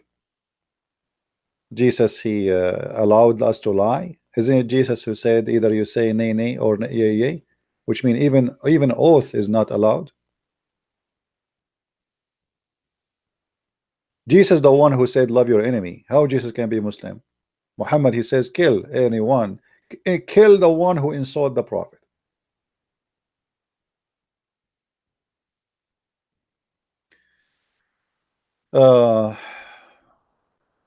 Noon die. Arabian prophet, please say the following prayer just before going to sleep. Father, into your hand I entrust my spirit. It is night prayer from the Old Testament. You will have a good sleep. Thank you, my friend Anun Dai. Actually, I appreciate this gentleman, Anun, because actually he is always he support us and by donation. So I mean, this guy, he don't hesitate always to support, and I appreciate all those people who support us. Your support is really needed. And thank you, Kyrgyzstan, Jakovic. Usually, by the way, forgive me for not saying thank you for those who give donations, because I know that you are not looking for me to say that. But for sure, absolutely, we appreciate your help. Uh, Actually, I have a plan this coming year to move from where I am, because the winter here is killing me, and that need a big budget to move. So I pray that the Lord will provide, and I will be able to go out of here. Last this winter we witnessed -36, and you know, staying inside indoors for 6 months is really horrible. It's not healthy, it's not good, especially for someone like me. I mean, I don't go out. You know, maybe people like you who go and have normal life. My life is between my books, my videos, etc. So sitting behind the computer and then you stay 6 months, you don't see even the sun. It's not really good. So I pray that the Lord will provide, and I will be able to move out where I am now, to a place where it's warmer, where I can see the sun at least. I mean, at least see the sun every day. I mean, that's that's not much, right? Come to Sweden. I thought Sweden is very cold too. Is it better? As I know, Sweden is not Hawaii, my friend. Come to Germany. Refugees are welcome. I know. Yeah. Uh, don't say where you want to move. Don't worry. Yeah, if I go to Indonesia, I think I will be arrested after the first 2 seconds I land in the airport. Especially Indonesian newspapers start talking about me now, and my name became very, very much popular in that country. So I can guess how many for I'm not sure I'm not saying Indonesian people they are going to harm me, but I'm saying Indonesia is an Islamic country, and there's a lot of terrorist groups there. Yeah. I love Serbia. I love the Serbian people. You see, I always respect those people. Serbian people are one of the best ever. You can, you know, for sure, like everywhere, there's bad and good. But Serbian people are wonderful people. And look what happened to them. Look what the West did to the Serbian. The West took the side of Al Qaeda, fought side by side with the terrorist against the Serbian, and they took Kosovo, the heart of Serbia, from the Serbian. And I pray that time will come and the Serbian people will take their land back, because you see, people are ignorant about history and people don't want to tell you the truth. The first king of the Serbian, he was from Kosovo. This is what Kosovo is for the Serbian. This is not a town. This is not those the Muslims. They are the one who occupy Kosovo. This is not their land. If you don't believe me, go and read history.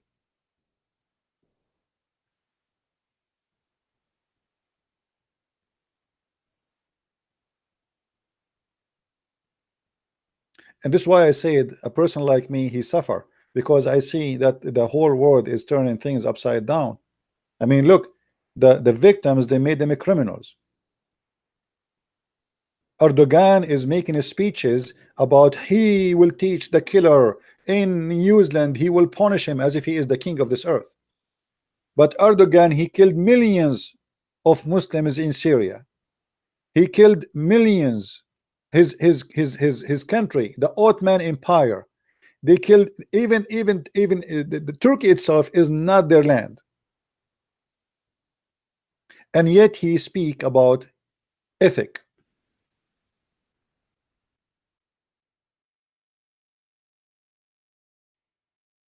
Criminals are the most people who speak about ethic, but they don't have it.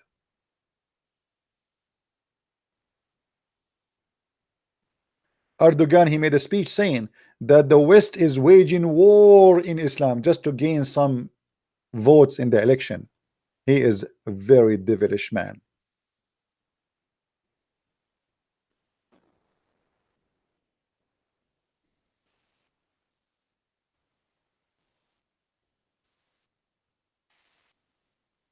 So they kill you and then they go in your funeral and they claim that they are the victim. Syria is burned. The whole country is burned because of this filthy man Erdogan. And until now, he is protecting Al Qaeda in the north of Syria.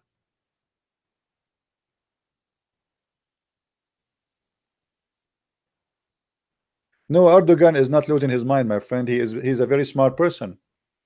He's a very smart person. He knew how to drive the crowd, the Muslims. The Muslims, they love hate is no the Muslims who they are supporting him, especially. I'm not saying all Turkish, because not all Turkish are Muslims. Do you remember just a few days ago we made a video about women who marched by hundreds of thousands in Istanbul? Do you remember what they did when they heard the adhan prayer? Who remember what the women did? If you search right now in the news, Erdogan was attacking those women for disrespecting Islam. So mistakenly people think that every Turkish is a Muslim. That's not true.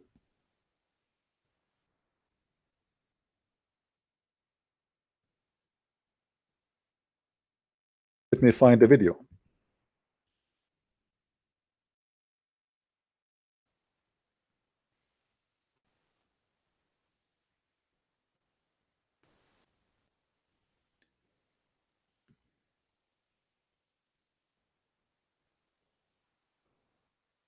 Erdogan, if you look with me here in the news, Erdogan,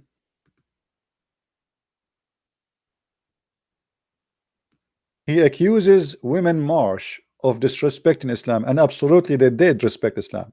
The second they heard the adhan, they start whistling and shouting because they don't want to hear it. Hundreds of thousands of women, Turkish women. So who is the Muslim in Turkey? But this is what happened in Turkey.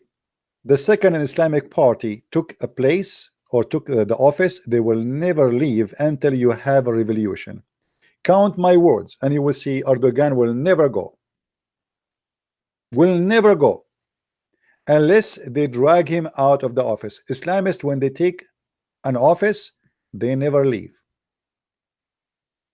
They corrupt the election, they corrupt the country, and they change the constitution to make it fit with their new party. and this is what they do everywhere. Erdogan, when he signed to establish a party, he signed a paper saying my party have nothing to do with religion. And right after he won the election, he kicked all those who are not religious, and he switched the country upside down overnight.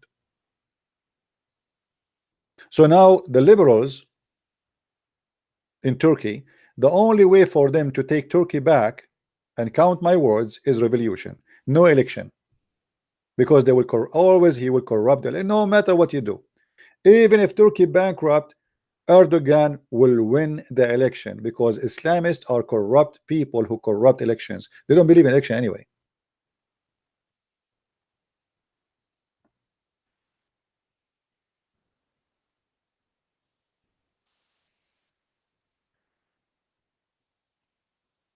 You see, the Muslim Brotherhood, the same party of Erdogan, they win the election in Egypt.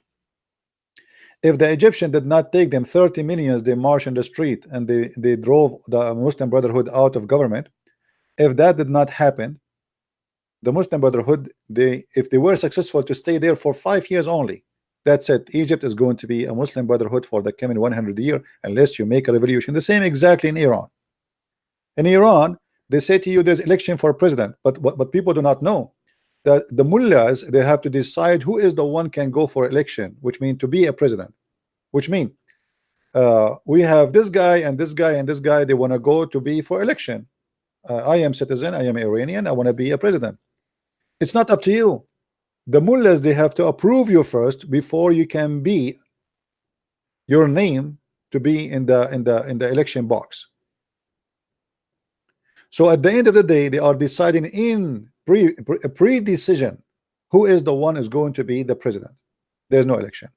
He have to be Islamist, he have to be a terrorist like the mullahs, and he have to agree with everything they believe, and he have to be part of the Hezbollah party.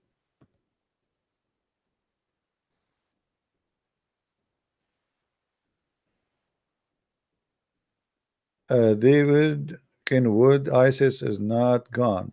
Absolutely, ISIS is not gone, and never gone. Actually, ISIS is Muhammad. Muhammad is the founder of ISIS. So what ISIS is gone? ISIS is Islamic State. You know, even they changed the name from Islamic State to ISIS to avoid saying Islamic State. But the fact it is Islamic State. Muhammad is the founder of the Islamic State. As long there is Muslims, there is going to be. They will try always to have Islamic State.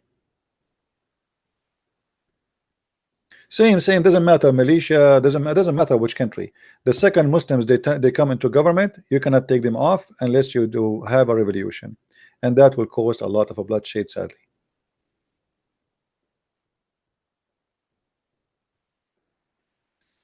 And the funny, Erdogan always he gives speeches about what's right and what's wrong. When he is the most corrupt man, his son, he became a billionaire, and his son-in-law too, from the oil they stole from Syria. All the manufacturers which was in the north of Syria, all the machines, all the cars, all the trucks, the whole city smuggled into Turkey.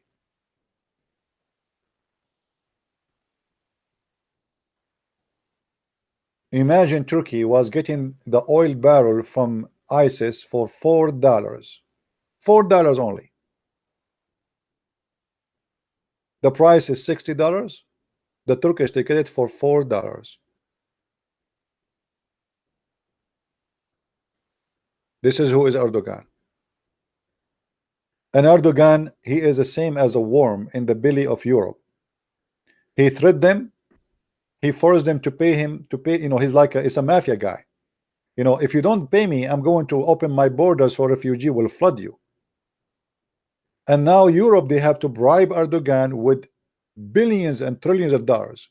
Actually, country now is surviving. Turkey is surviving by the money is given by the European for the purpose of the refugee. Erdogan, he spent 1% and he take the rest for his pocket to survive.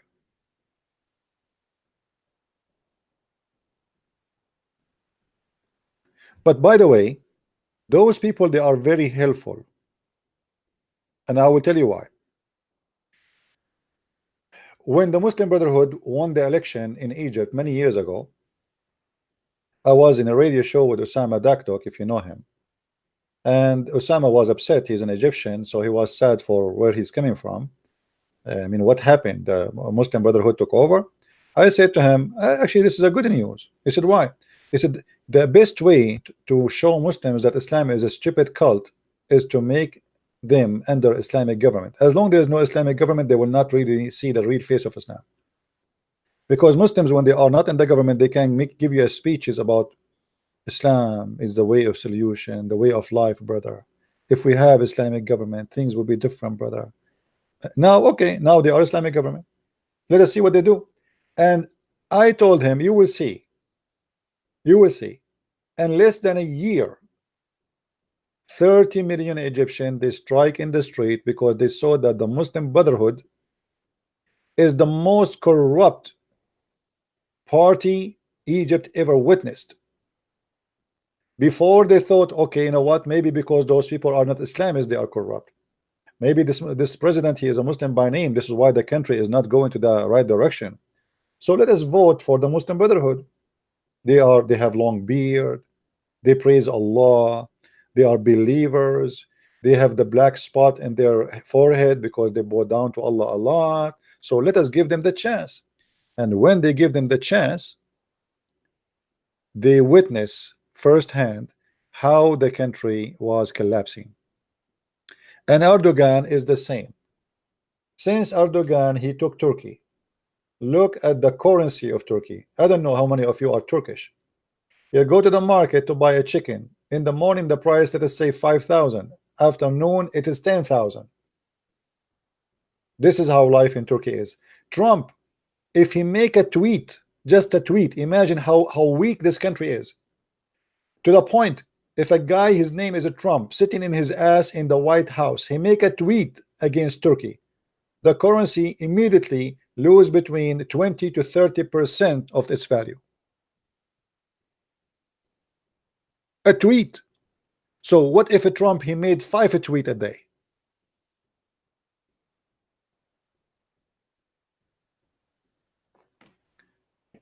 If you don't believe me, search for it. This guy, Trump, is very smart.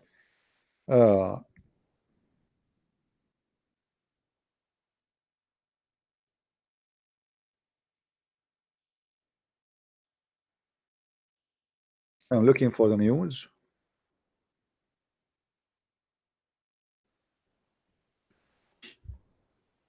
Look at this.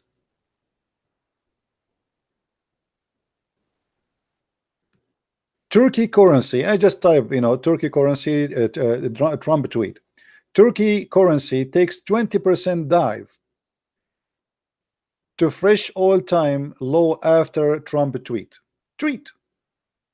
This is how bad the country situation is.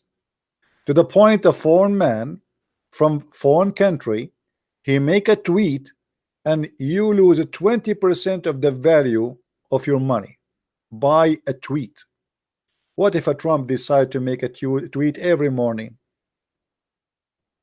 No, I will not take a call, guys, because I got things to do. Same time, I'm trying to avoid really not to take calls from Muslims unless they are scholars. If there is a Muslim, he is a scholar, I will talk to him. I'm done with Muslim kids. And they just make me shout, and there's no point.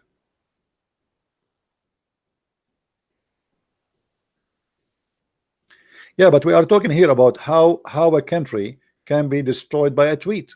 I mean, how powerful Erdogan is, the one who is threatening the whole world. If you hear Erdogan, you think this guy is controlling an empire, and he is the most powerful man on earth. When his economy can be collapsed overnight by a tweet.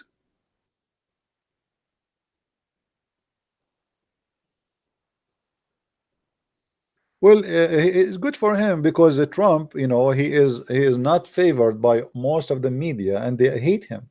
So this guy, he established his own media. Good for him. Why not? Smart move.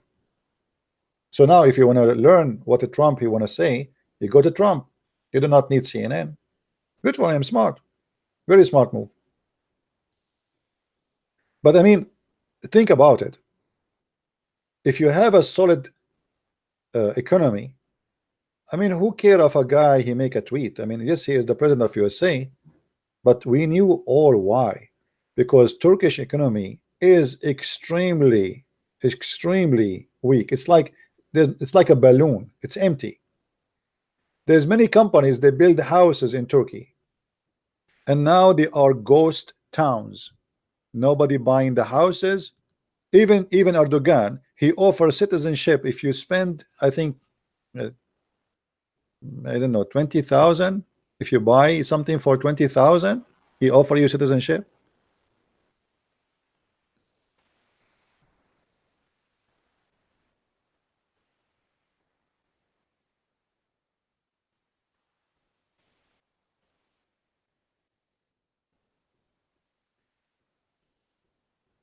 Buruj Al Babas, 200 million house in development, located near wherever. It's a ghost town, and they make it look as if it is like Disneyland. Nobody have money. It is dead.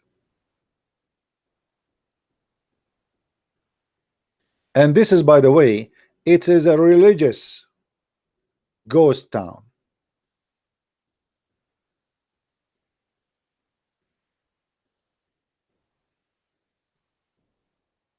This is why if you go to Turkey these days, you are pretty much to be wrapped, kidnapped, and be missing.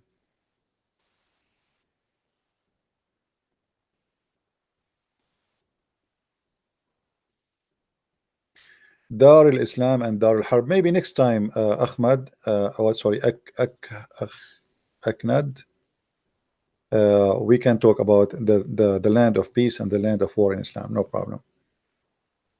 So they build a religious city. Let us see the images of the city. I became interested. I want to buy. Yeah. You see how they make it look like a Disneyland. Yeah, you think this is like a Disneyland, really. And actually, it looked really stupid. I mean, look at this city. Look at this town. Who in the world want to live here? What kind of houses those houses is? It's like Harry Potter houses. I mean, literally, it's like a horror movie. It's like a witch houses.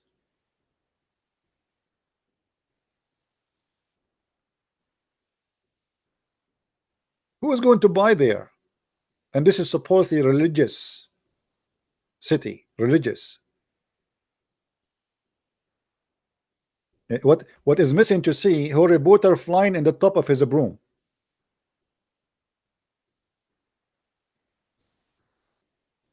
Look at this. It looked like the KKK hats. And what is that? How silly, how stupid to have such a city. It's ugly, it's disgusting, it doesn't make sense. I mean, the designer obviously have a mental issue. Look at this. What is that? I mean, and they were making commercial about it. This is a religious city, this is a Muslim city, Allahu Akbar. All people who live there, they are very strict religious, and this is why nobody want to buy there.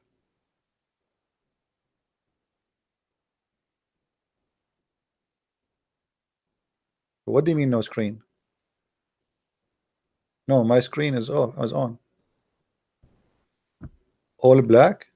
Oh, okay, hold on, I think my connection is getting weak. Okay, hold on, let me see what I can do. Give me a second, please.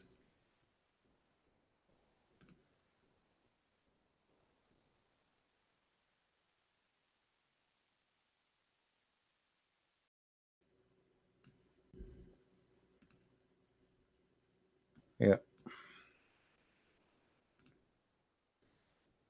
Okay, what about now? Is it working now?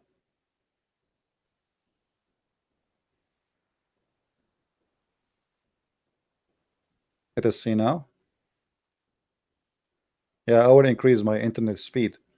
Look like it's not really doing good. So look at this. I mean, I know. I'm going to buy a house there.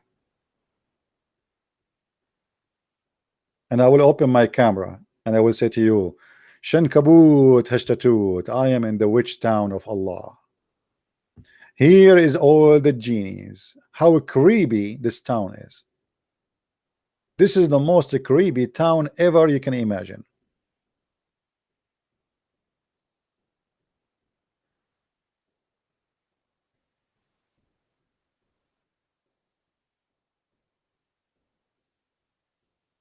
And what is that tower? I mean, what the purpose of that tower supposedly? Somebody tell me.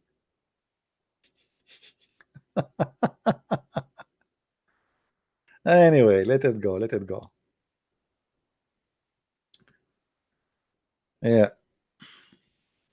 Actually, I believe the reason for Erdogan wanted to be kicked out of Turkey and even to be jailed is not only to be his corruption, it is how much he destroyed Turkey when it's come to economy.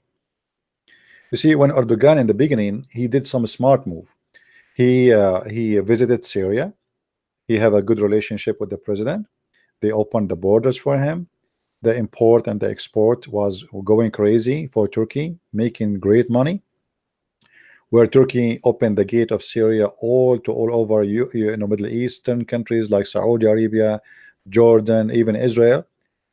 And then he changed his mind because he's a Muslim Brotherhood.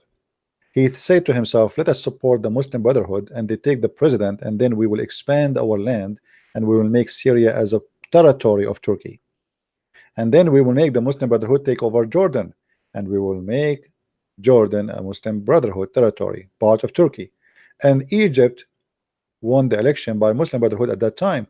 So he said to himself, we can now connect Turkey all the way to Egypt, and all this land will become the caliphate land of the Muslim Brotherhood. And he wanted to be the caliphate. It was a dream. And then the Russian, they screwed him up. And then the Saudi, they put more nails in his bum. And then the Emirati, they give him more screws. And since then, the country is collapsing. So right now, the one who is fighting the Turkish economy is specifically the Saudi, the Emirati, and Bahrain, and Egypt. And Erdogan is not trustworthy for European too. They knew he is a gang person. Anyway, guys, I want to say thank you for all those who came here, and thank you again for those who make a donation, and for those who say God bless you and I don't see you, and those who ask me question I don't read your question. Please forgive me. Sometimes it's very hard to read all the questions.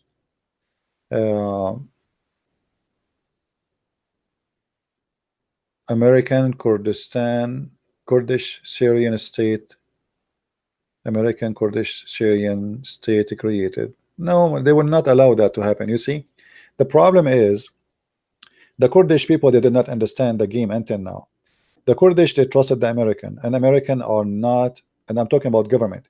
American government are not a trustworthy government. Why? Because they don't take friends, they do business. And a person who have a mentality of business, he's just a business, nothing personal. Nothing personal. So when the American, they are done in Syria, they will dump the Kurdish, and the Kurdish will be left alone, either to be eaten alive by the Syrian government or by Erdogan. Count my words. The Kurdish, they made a mistake. They did not take the Russian as a friend. Russian, they don't let you alone. The Russian, they stand with the Assad as a friend for 8 years, fighting with him. They send their army there. They sent more than 80 airplanes, and they killed hundreds of thousands actually of terrorists. This is what the Russians do. You cannot trust Western government to be your friends because they have business mentality. At the end of the day, all is about money, nothing personal. No religion involved, no ethic is involved, nothing. It's just a business. Today we need you. So what America do you know something is called a friend with benefit? You know what does that mean, right? Friend with benefit. This is what they do. They friend you with benefit. And I'm talking sadly about the country I live in. This is how it is. They can dump you overnight. This is what they did with the president of Egypt. Hosni Mubarak was a friend to USA for more than 30 years. Overnight, Obama dumped him like if he is a piece of garbage. Overnight, because Obama is a Muslim Brotherhood at the end of the day, and he wanted to see an Islamic party, his party, taking over Egypt. But even if it's not Obama, it's going to be the same. They will dump him. The same as America, they dump the king of Iran. Why we have this regime, Islamic regime in Iran? Most people do not know the truth, that it was America who dumped the king. They left him alone. The king was their best friend, and overnight they dump him.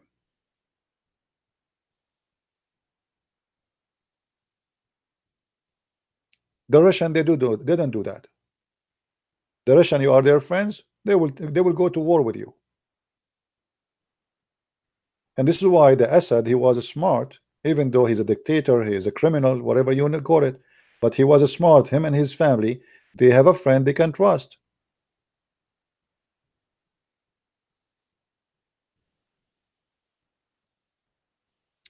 When I can expect me translating the Quran, my friend, when I stop doing broadcasting. Do you see how many hours it's taking from my day? Yeah, I hope I'm working it, but soon we will have my book, which is in Spanish, will be published. This is very good news. I'm really happy, excited to see that the Spanish book is going to be out soon, because the Muslims, they are targeting Spanish people big deal. And I'm really grateful for the person who did the translation voluntarily. I did not pay a penny for it, as all my other translations. You see, the Lord, yes, I am poor. Yes, I mean, but always I see that the Lord always provide me with amazing people who I can trust, and look how great they are voluntarily. All those who translated my books, the Dutch one, the German one, the French one, the Swedish one, the Spanish, I mean, you name it, they did not take a penny. It's amazing how the Lord, he can make people work for his glory. So I really appreciate those people, and the same as I appreciate all of you, appreciate your support. And if not the help of those people, I will not be able to do what I am doing today. Actually, I will not be able even, you see, I spend, maybe, I don't know how many of you know me for how long, but I am fighting Islam in the internet since the first day I have connection to the internet. The first day ever I have connection to the internet, it was the first day I start exposing Islam. I remember, and if you go and see, let me see if I can find you a video just to show you how I used to make videos before.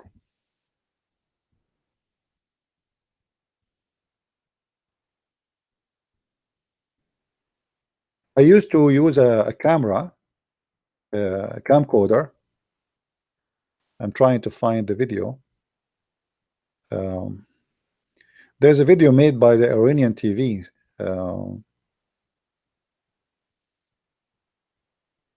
about the most enemy to Allah. Here we go. Okay, this is an old video of mine. Hello everyone. This is published in Memory TV. If you look with me here, you will see the screen. Do you see how the screen is? The screen is blue, right? Why it's blue? Because simply I was using a camcorder. I hold the camera in my hand, imagine, and then I speak, and the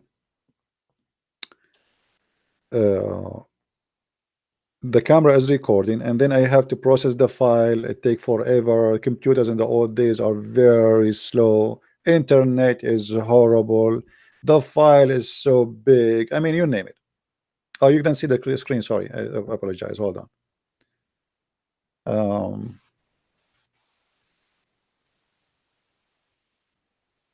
Yeah, if you search here, I used to have a channel. It's called Investigate Islam. And always when I have like 70,000-80,000, I lose my channel as usual. This is why by now I should have really millions of subscribers. So Investigate Islam featured in Iranian TV. The Iranian TV, they were making a program, and here you see this is the Iranian TV. Memory TV clips used by Iranian TV, channel 2, Iran, November 5, 2007. And I learned about it long after. I mean, I did not learn about it in 2007, but somebody saw it and they say, hey, your video is in the Iranian TV. So look how I used to make the videos at that time. You know, very hardly you can read the text. I think you can tell, right?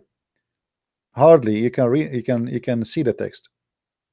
And in this program, they were talking about the most enemy to Allah, the most enemy to Islam. The same exactly what we read just a few days ago in the Indonesian newspaper.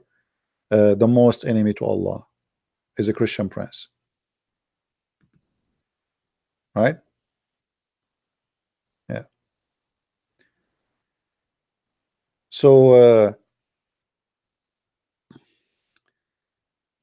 I did a lot of work, and I'm really happy for what I did, because tens of thousands of Muslims left Islam because of my videos, and I am not exaggerating.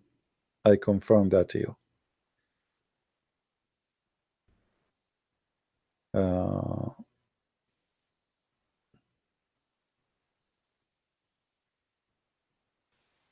Yeah, well, you know, if you know, before I go on YouTube, actually, the one who made me come to YouTube is the Muslims.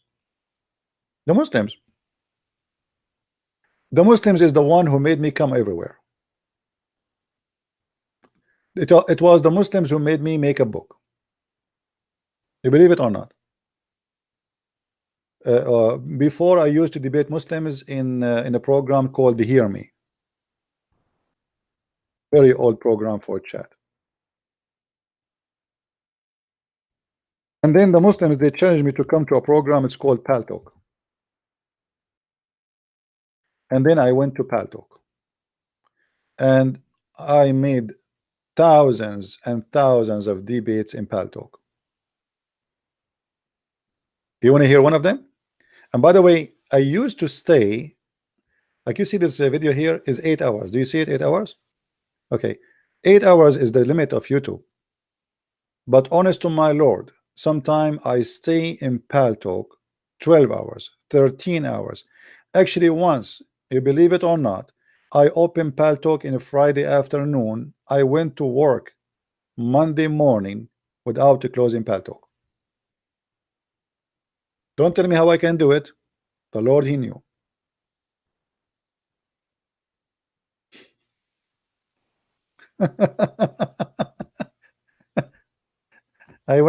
I came from work Friday. Friday, I came from work.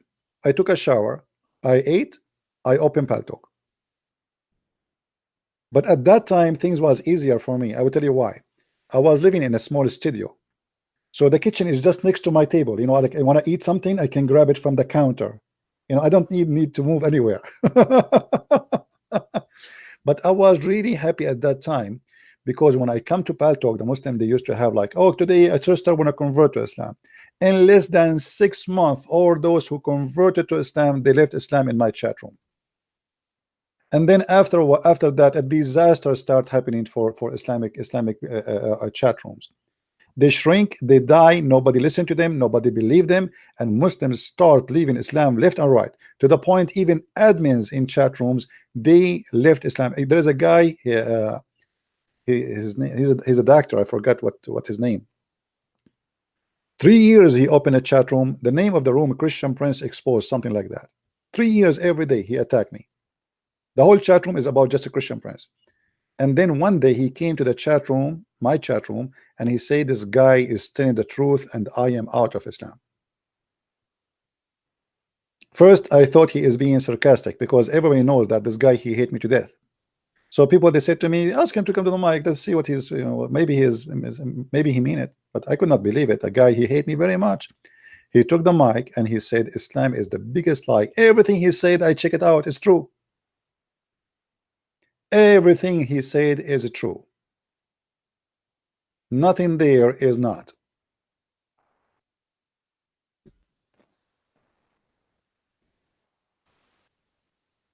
So we have a long journey, my friend.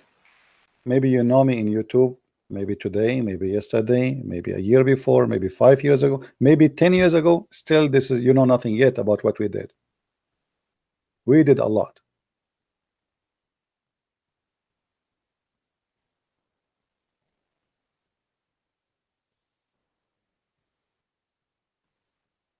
And you know, now if you are a Christian child and you watch my videos, you can debate any Muslim, now, no matter who is this Muslim. What do you think about the Quran of Osama Daktok translated? Generate. It's very good translation actually. Yeah, Osama Daktok. Osama Daktok is a very good man. You can trust, his work. Uh, but me, I'm going to make the translation made in different way, and people will notice what I will do. But yes, Osama Daktok is a trustworthy person. He's very good. He's very decent, and he's very brave too. You know, very brave. I respect him. Yeah. Um,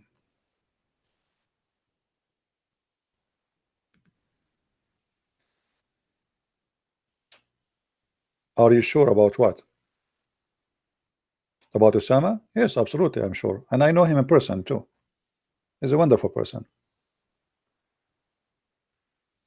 First time Osama he saw me, he looked at me, he was wondering who is this guy. You know, I came to him, he was in a church, he want to make a speech. And I told the lady outside where I can see Osama. And then she said, okay, follow me. And she was looking at me, maybe he's a terrorist because I look like a terrorist. I look like a very, very scary terrorist. So I think she was worried a little bit. And then I went, and he was in the office, and I went in, and Osama, he looked at me, and he was, I did not say anything yet. He was looking at me like, who is this guy? And then I spoke. I said, hey, Osama. He said, oh, no way. This is a Christian prince.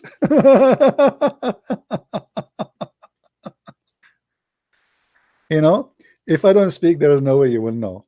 But when I spoke, right away, he noticed that this is me. He said, I could not believe it that you look like this.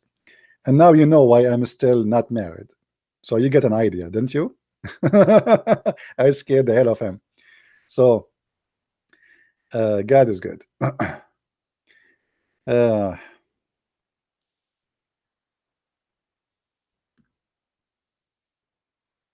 so today we covered many issues, and I think we are done for today. So let us leave something for tomorrow.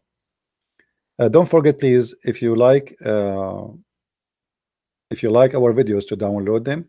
I made a video yesterday, actually a few hours ago, about 350 people converting to Islam. Search for the title and you will find the title. It's not in my page no more. And there's a video about Muhammad being a white supremacist. Please look for the video and download it too, and share it with your friends. So I want to say thank you for all of you to be with us tonight, and to support me, and to support what we do. And God is good, and always put your trust in the Lord. He always provide what you cannot make by yourself. You see, we can depend on ourselves. It's good to be God. He don't like people who just depend in the prayer, right? He says work, and I will work with you. So we are people who work, and the Lord, he will work with us. But the important about your work is not to be for your own glory. Work, and the Lord will give you. The Lord will provide you. The Lord will be with you. Don't think about, the Messiah, he spoke about, look at the birds, how they survive, how beautiful that example is. So you can be a person who provide work, and the more your work is provided for others, not for your sake first, then is going to come for your sake at the end. You will get the benefit, even if you think you are just doing, a charity work. Maybe I'm just helping somebody. I mean, there's no benefit for me. Trust me, there is a benefit for you, and the benefit will come to you sooner or later. And the best benefit I see in my life, that the Lord always send in front of me the best people ever you can meet.